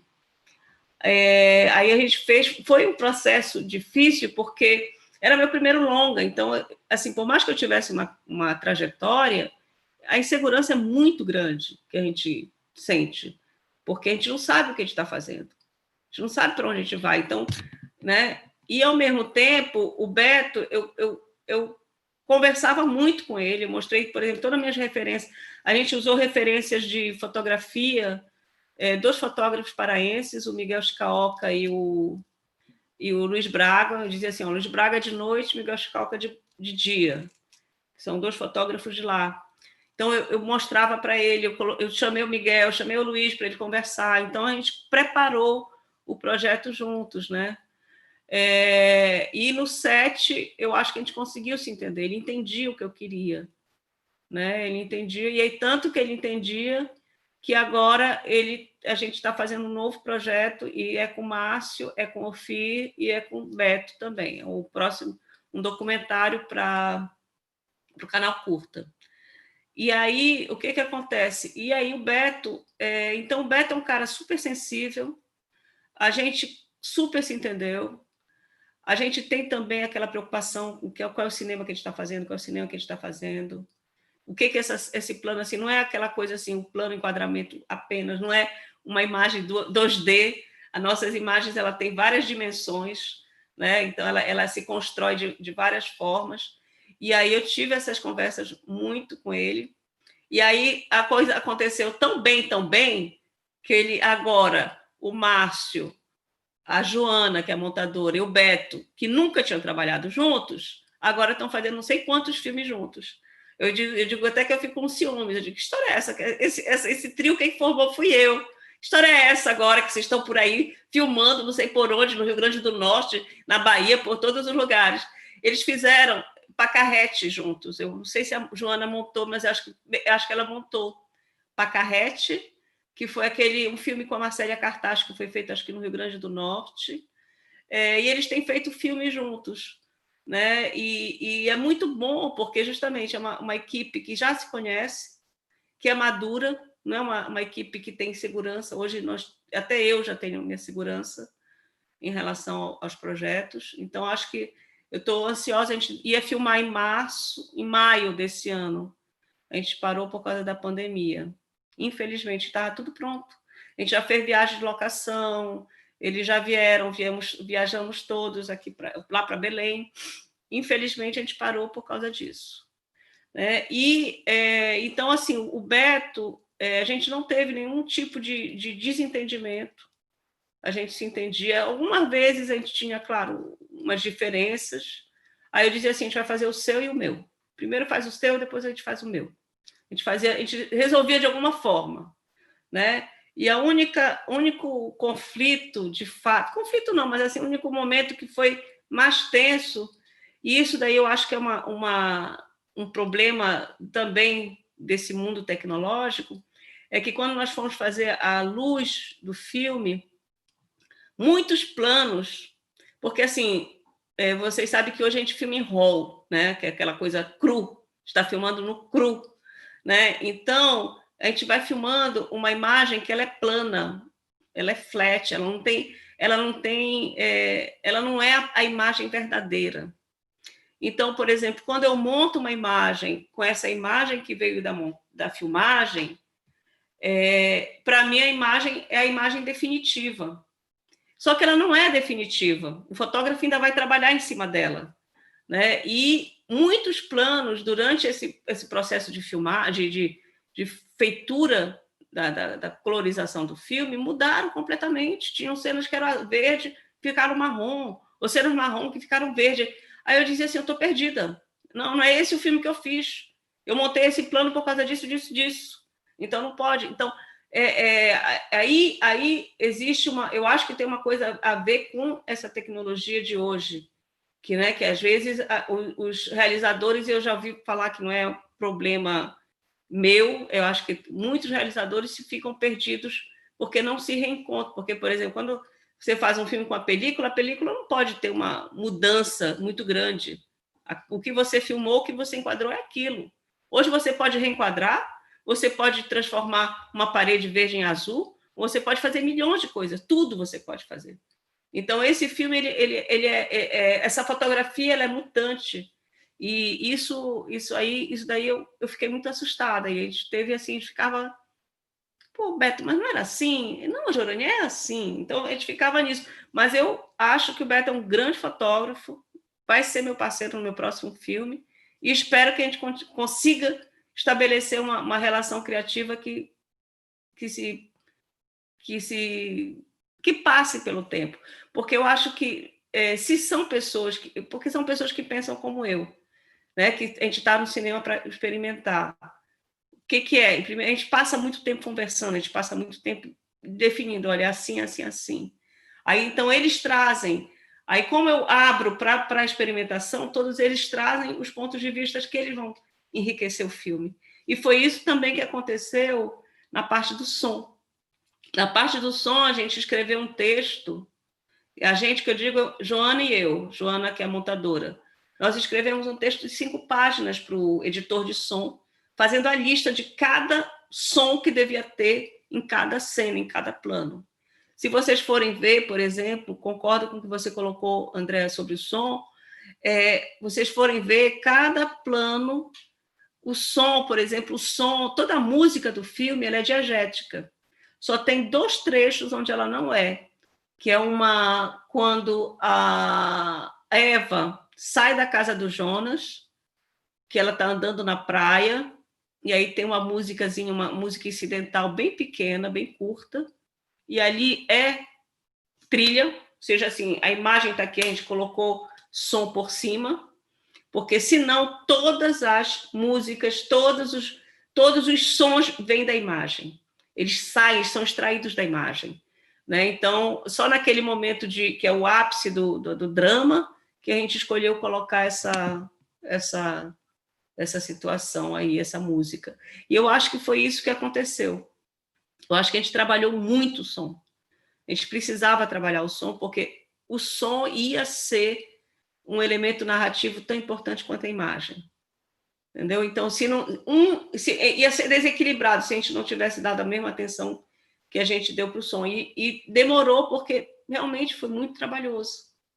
E o Edson Seco, que é maravilhoso também, um super editor de som, e de São Paulo. Então, ele sempre fez, ele fez um trabalho primoroso, mas ele é um artista também, né? Então, assim, eu acho que foi isso, é isso. Foi muito legal ter feito esse processo. Eu acho que esse processo foi que realmente me formou. Hoje eu sei que eu faço parte da família do cinema por causa desse filme, de todas essas experiências, né? Tem mais duas perguntas aqui. Uma do Eduardo, e uma minha, que vai na esteira da dele, então ficou nesse bloco essas duas. Para Ter Onde Ir é um título que sugere movimento. As protagonistas estão em deslocamento e há muitos movimentos cinéticos, muitos travelings, em barcos e carros principalmente. Movimentos com a câmera na mão, como a cena da sinuca ou na praia, e movimentos que acompanham pequenos gestos ou grandes movimentos dos corpos. Como você pensou esse intenso movimentar no que diz respeito às imagens do filme? Isso foi pensado em relação ao enredo? E aí eu pergunto na ideia também esse conceito de movimento que o filme traz, né, desde o título até as personagens e os corpos, e também na ideia que o Alex comentou sobre road movie, né, sobre uma espécie de ser confortável trazer esse filme como um road movie, que eu acho que ele é mais do que um road movie. E aí eu diria, minha pergunta é a seguinte: os conflitos das três personagens são vinculados a uma busca, cada uma busca, né, uma jornada, um deslocamento. Nos road movies isso é comum, isso acontece. Mas Para Ter Onde Ir, isso acontece de uma forma um tanto deslocada. Cada personagem tem a sua busca particular. A meu ver, isso se aproxima muito mais aos filmes de busca no documentário, né, onde o cineasta ou um personagem do documentário tem algo a buscar, né, algo a descobrir com o próprio documentário. E aí ali no seu filme me pareceu que cada uma das três personagens estão em cima de uma busca, né, delas mesmas. Então tem um elemento documental muito forte. Isso você já comentou um pouco. Você citou Kiarostami e a cena da praia, né, da busca pelo personagem, e aquela cena em específico me lembrou um outro filme iraniano, que é o Três Faces, do Jafar Panahi. E não sei se você assistiu esse filme, mas o filme inteiro é baseado naquela ideia da cena da praia. Assim, isso me chamou bastante atenção, você citar o Kiarostami, e ele me remeteu... aquela cena me remeteu a outro filme. Não, nome coloca depois o nome. Coloca, eu escrevo aqui no chat depois. Aí a minha pergunta é a seguinte: no processo de criação do filme, houve uma ideia pensada sobre a dimensão documental, e aí você já respondeu, né? E a narrativa ficcional, em uma medida que se dissolva as fronteiras entre ficção e não ficção, a partir dessa estratégia. Então, você já respondeu, na verdade, essa pergunta. Se você quiser pular, tudo bem, mas se você quiser apenas comentar, eu gostaria de ouvir um pouquinho mais. Então, essas duas, essa ideia do Baggio em relação aos travelings, aos movimentos de câmera em relação ao corpo, e aí, um pouquinho mais essa relação com o documentário. Eu não entendi direito a pergunta do Eduardo. Como é que a gente fez a captação porque... vou repetir a parte final, que é realmente a pergunta. Como você pensou esse intenso movimentar no que diz respeito às imagens do filme? Foi pensado em relação ao enredo? A gente pensou sempre... a gente discutiu em como era o que estava sempre na cabeça da gente eram as personagens. Era o que estava guiando, né?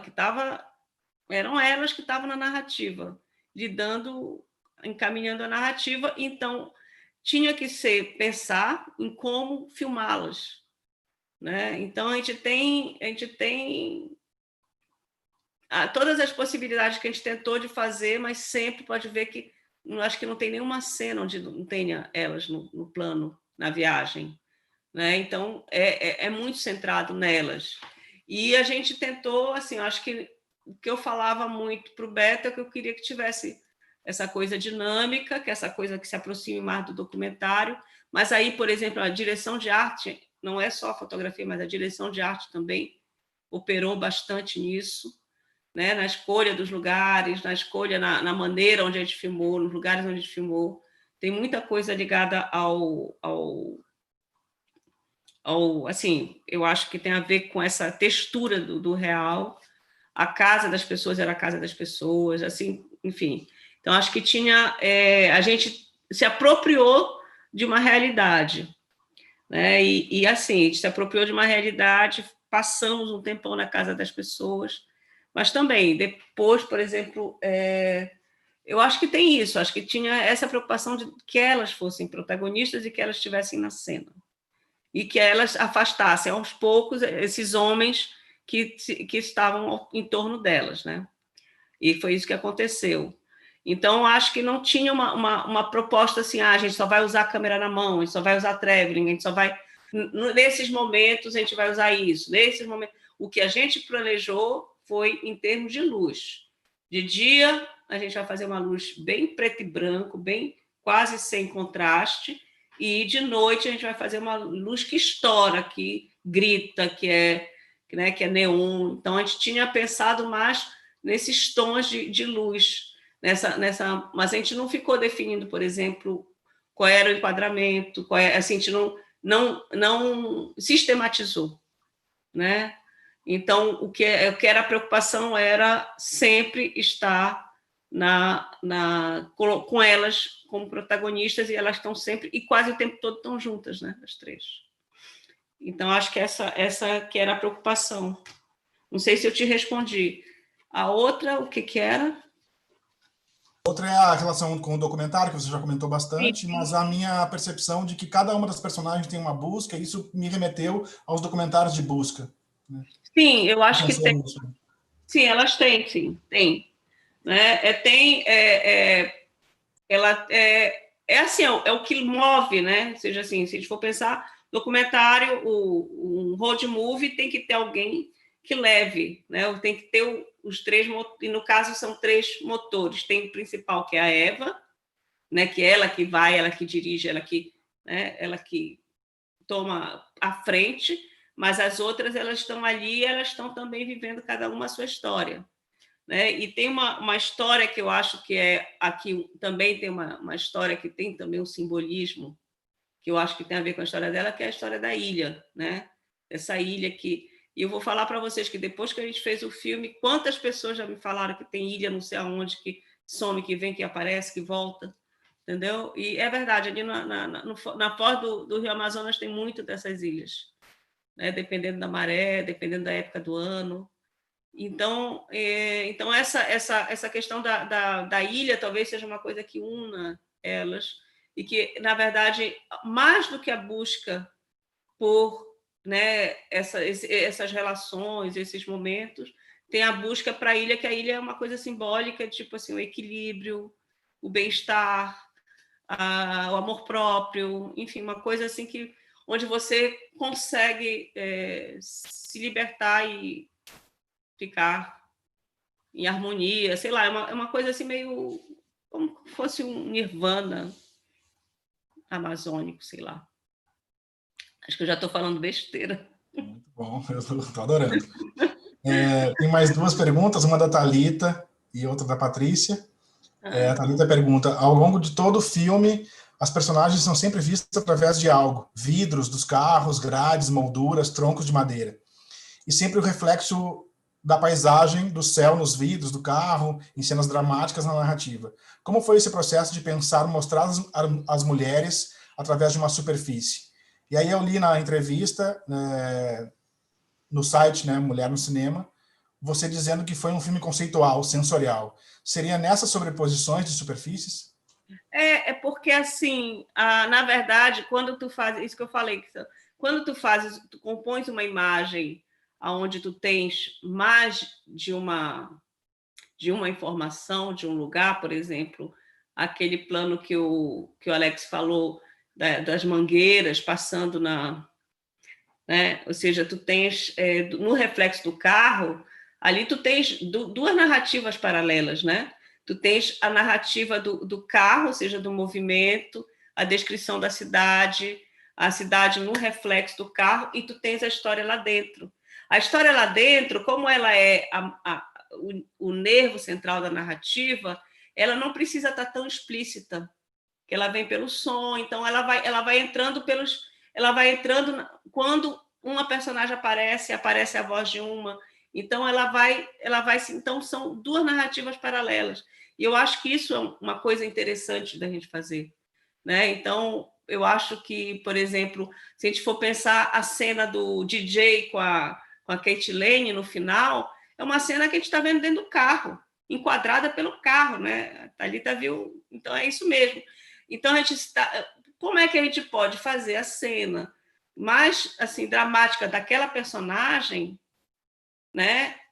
Com um enquadramento, tipo assim, a gente está à distância, a gente está observando de longe. Então, sim, tem uma maneira de você ver e colocar, reenquadrar a realidade. Eu acho que tem esse pensamento, e tem esse pensamento também de nunca deixar só uma narrativa, tentar, quando é possível, colocar mais de uma narrativa. E quando não era pela imagem, ou seja, a imagem que ela não permitia isso, a gente colocava no som. Então, estava sempre o tempo todo tentando completar e fazer com que a imagem e o som criassem mais de um layer, de uma camada narrativa, entendeu? Então, mais uma vez, é uma linha assim experimental, porque a gente tentava colocar em várias, assim como, por exemplo, a cena do Igarapé. A cena do Igarapé é um banho, mas também não é um banho. Ela é outro tipo de narrativa, uma narrativa mais sensorial, aí sim, uma narrativa sensorial.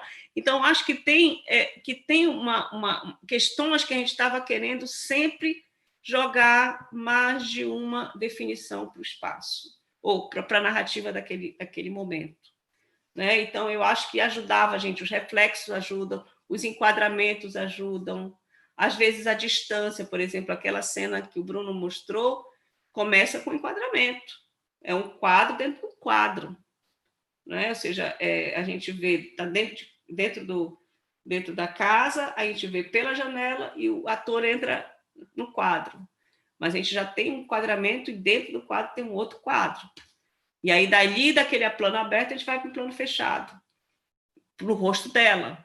E ele some, ele desaparece. Não, acho que a gente vai primeiro para o mais aberto, depois vai para o fechado. É isso. Enfim, eu acho que tem essas tentativas de trazer para todas os planos, de alguma forma, mais de uma camada de informação narrativa. Né? É um desafio, nem sempre a gente consegue.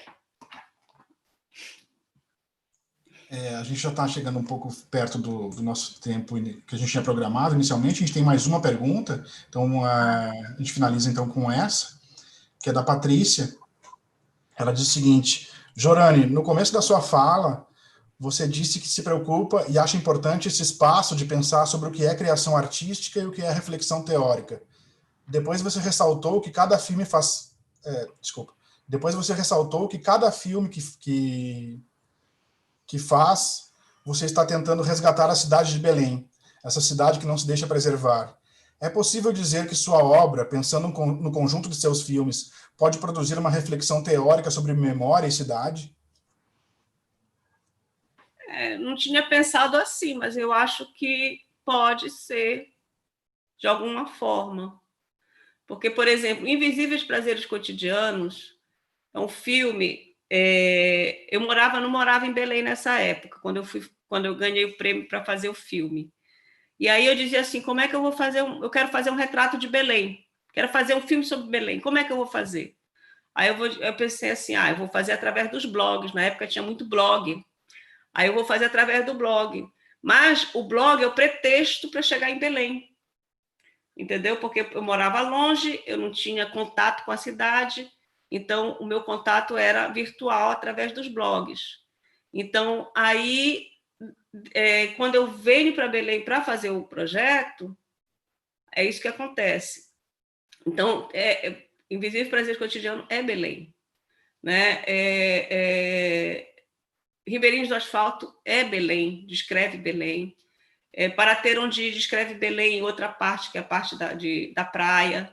Então, assim, eu não sei se daria para falar sobre memória, mas o que eu posso dizer assim é que é uma tentativa, sim, de resgatar uma cidade, de pensar uma cidade. Né? Não sei se eu não tenho essa pretensão, não está assim, não está claro, mas como uma pessoa que tem um carinho, um amor muito grande pela cidade que eu moro e que eu nasci, existe sim essa tentativa, mas ela não é o principal foco dos projetos.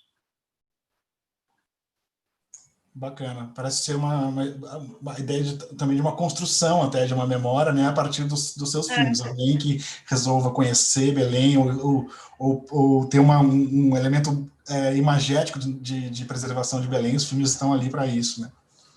Tem um filme, o Alex conhece, que chama Um Dia Qualquer. É um filme que foi feito nos anos 60, em preto e branco, e é um filme que tem justamente esse plano que o Alex falou nessa coisa das mangueiras, tem um plano bem similar a esse nesse filme, Um Dia Qualquer, do Líbero Luchardo. E é um filme que... Então, assim, o filme talvez não seja tão bom, mas eu adoro ver o filme porque tu vês Belém num outro momento, e como é que era Belém, tu comparas com o que é hoje, entendeu? Então, é bem interessante o que dá para ver através do cinema, que não é o primeiro foco do filme. Jamer? Oi. Não sei se tu vais encerrar agora, só queria fazer um comentário com a Jorane. Claro, Talvez claro, seja uma pergunta também. Em minha defesa, eu deixei de fazer naquela hora que era no bloco onde a gente estava designado, né? Mas é que, em Jorane, eu acho que é uma coisa que eu já comentei com o Alex.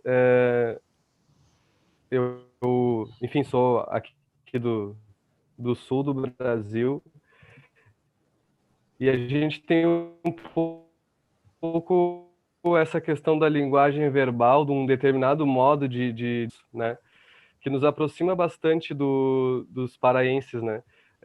E talvez essa proximidade com o Alex e com outros amigos paraenses que vieram para cá, mas que também é um pouco da nossa identidade aqui, né? Quer dizer, a gente usa o tu, e às vezes conjuga como na conjugação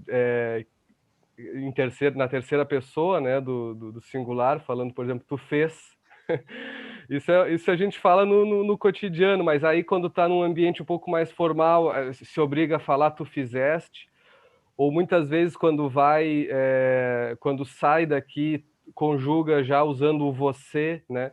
Então é um pouco uma marca identitária que a gente acaba tendo que ser, às vezes, um pouco poliglota, mas também se sente um pouco desconfortável de ter que usar uma conjugação que não é a nossa, que a gente desde sempre, enfim, usou.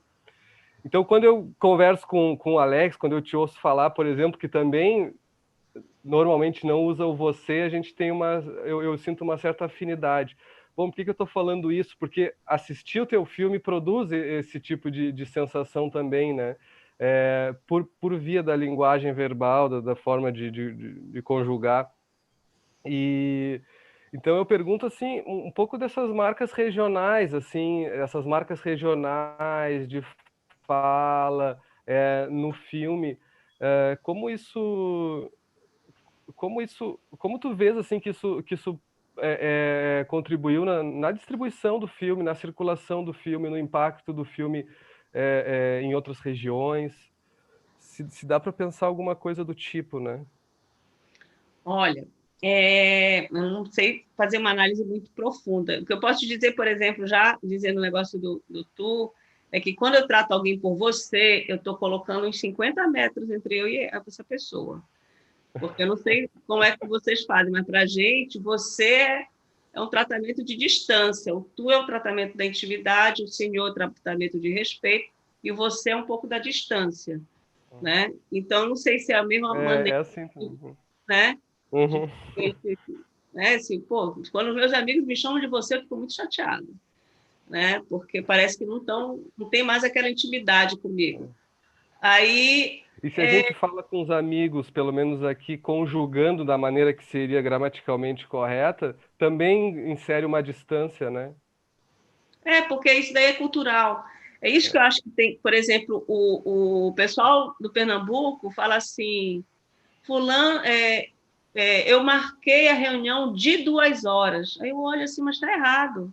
Não é de 2 horas, marquei às 2 horas, né? Ou seja, outra coisa. Mas o que eu acho é que não existe o certo e o errado mais. Acho que eu já passei, porque eu já brigava muito em algum momento, dizia, não, está errado, você está falando português errado, faz certo. Mas é porque é cultural, entendeu? Em Recife eles falam tu visse, tu fosse, e está tudo certo, entendeu? Tu falaste, vocês falam tu fez, tu, né? Ou seja, então eu acho que o que a gente tem que pensar no Brasil, que é um país plural, que é um país que tem todas essas características, é que a gente tem que pensar que o país é isso, é toda essa riqueza, né? Então, é vocês falando do jeito como vocês falam, nós que falamos do nosso jeito, o pessoal do Nordeste que fala de outro jeito, e eu acho que isso é muito importante. O problema é que a gente não se conhece ainda, né? A gente não tem um conhecimento ainda de um, do outro, a gente não conhece, né? Conhece pouco. Por exemplo, os filmes paraenses são poucos, então vocês não podem escutar o nosso sotaque, né? Vocês não podem ver nossa paisagem, então precisa filmar mais para poder circular mais essa ideia. E aí, então, eu acho assim que eu não sei qual foi o impacto, mas muita gente me falou, o sotaque é diferente, a maneira de falar, a cor da pele, a paisagem, eu não sabia que tinha praia no norte, essas coisas todas.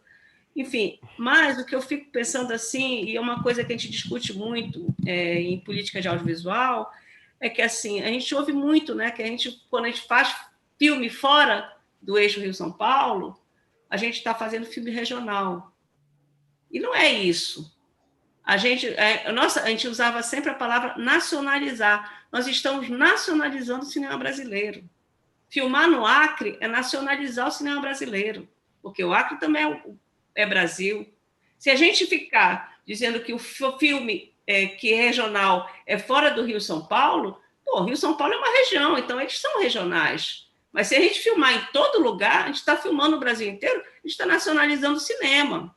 E é isso que tem que acontecer. O problema é que a gente ainda não tem essa possibilidade de circulação, entendeu? E parar de dizer que a gente está fazendo filme regional, porque parece que desmerece os nossos filmes.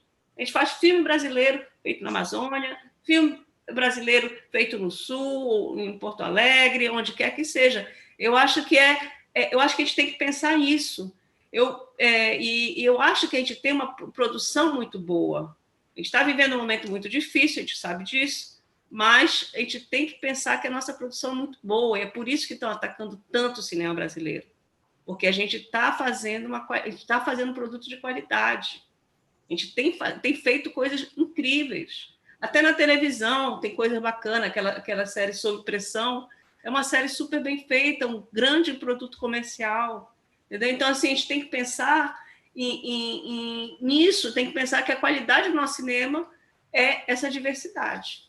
Entendeu? Então, acho que assim, a gente tem que sofrer menos porque a gente está falando certo, errado, que lá no norte é certo assim, no sul é certo assado, porque eu acho que não é mais, eu não vejo mais pelo certo do português, só quando a gente for fazer nossas teses, mas quando não, eu acho que tem que ser pelo cultural. O que é o cultural? O que é dito no cultural? É assim, então vamos por aqui. Porque eu vejo que essa diversidade ela não tem a ver com... A gente não pode qualificar o português, por exemplo. Essa é a minha ideia. E a gente tem que fazer cinema em todo lugar do Brasil. E, João, eu posso fazer só um comentário em cima? Eu juro que vai ser super rápido. Vontade, e a última coisa que eu vou falar também, vai fechar minha participação, né? Nessa linha do que foi colocado agora, a gente tem uma discussão aqui na Amazônia, porque, de fato, a Amazônia é um lugar que foi... É um lugar onde se filma bastante até. Então, tipo, a gente atrai muitas pessoas de fora para filmar aqui, porque, evidentemente, é um lugar estratégico no mundo, né? Então, às vezes a gente até fala, do ponto de vista estratégico do mundo, a Amazônia tem muito mais importância do que São Paulo, Rio de Janeiro, porque tipo, aqui, o que acontece aqui é mais importante em termos... enfim, né? Estou dizendo que é mais importante. E aí, só que a gente tem essa relação com o olhar do outro, que normalmente, quando esse olhar do outro vem à Amazônia, ele faz uma relação que é muito de uma certa exacerbação desse aspecto cultural que leva a uma representação do exótico, né? Então é meio que um olhar por esse viés. Tipo, é só tu ver o caso das novelas da Globo que foram filmadas em Belém, onde nenhum paraense se reconhece na figura das novelas da Globo. E é uma coisa até bastante... enfim, né? Tipo, cria-se estereótipos da região amazônica que a gente não se relaciona, né? Eu acho que o que o cinema paraense contemporâneo, mesmo as produções que são produtos que foram feitas aqui, tem trabalhado a cultura paraense numa perspectiva mais orgânica, menos porque de fato o rótulo Amazônia ele circula, ele ganha projeção por isso, né? Pelos motivos que eu já falei antes.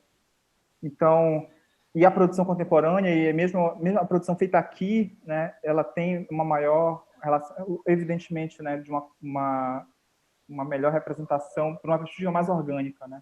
Então, é o modo... E vem nessas questões menores, né? Tipo, de como o paraense fala, de como é um bairro, entende? Que eu acho que é meio que está no filme da Jorânia, né? É o que está no filme da Jorânia.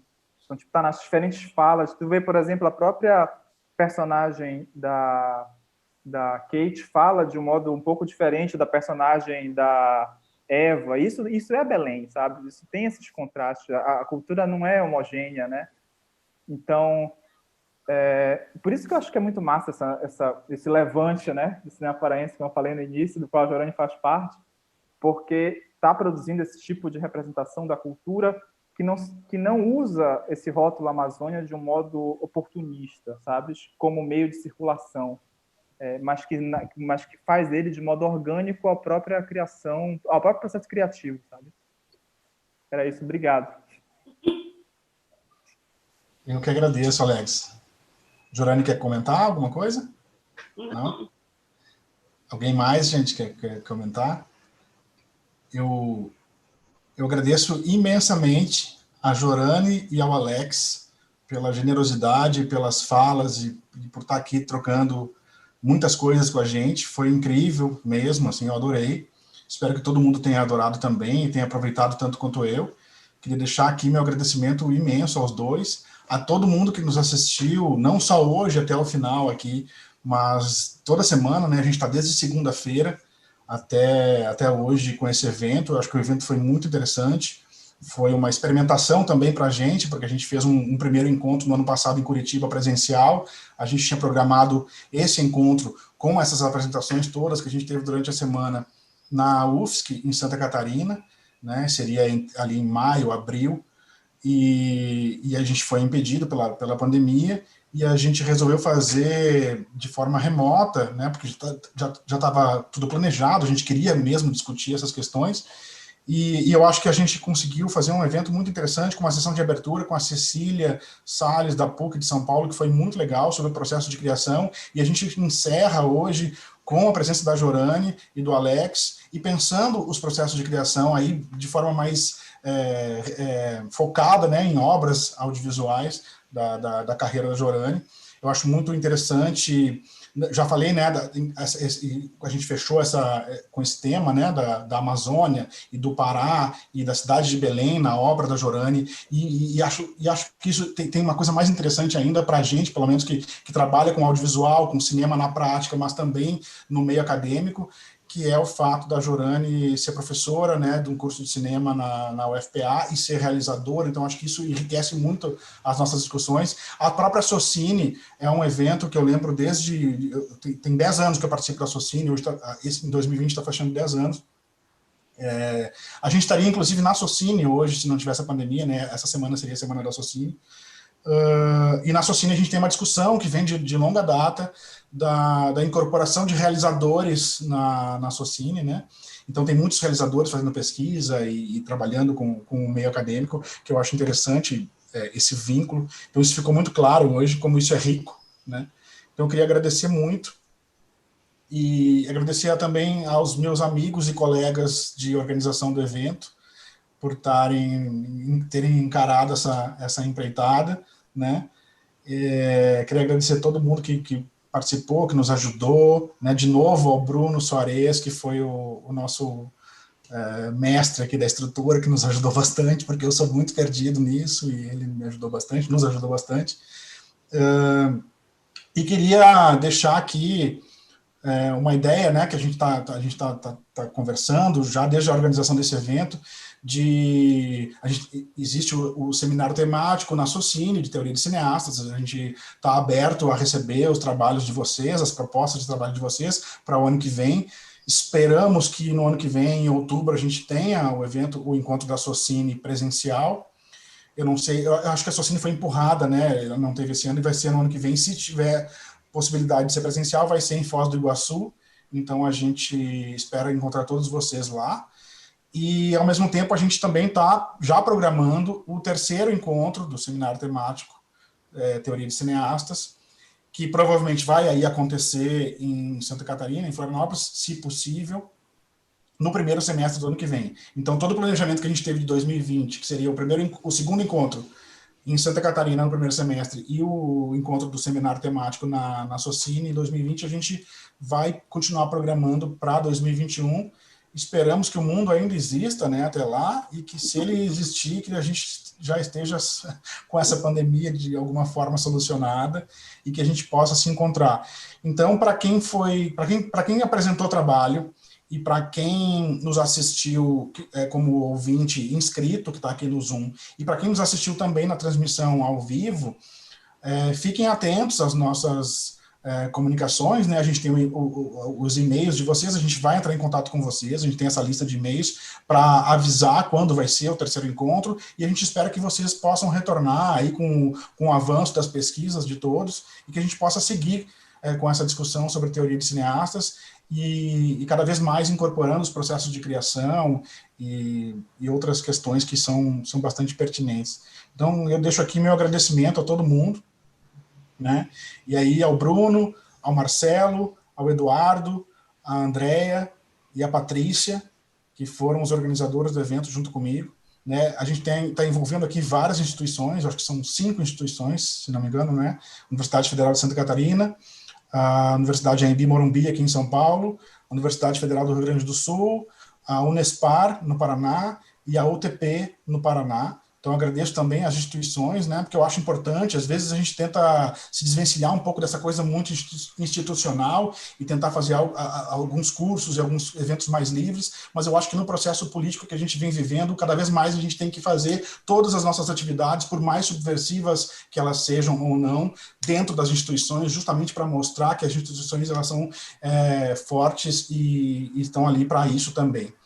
Então, eu acho que deixo assim esse meu recado final.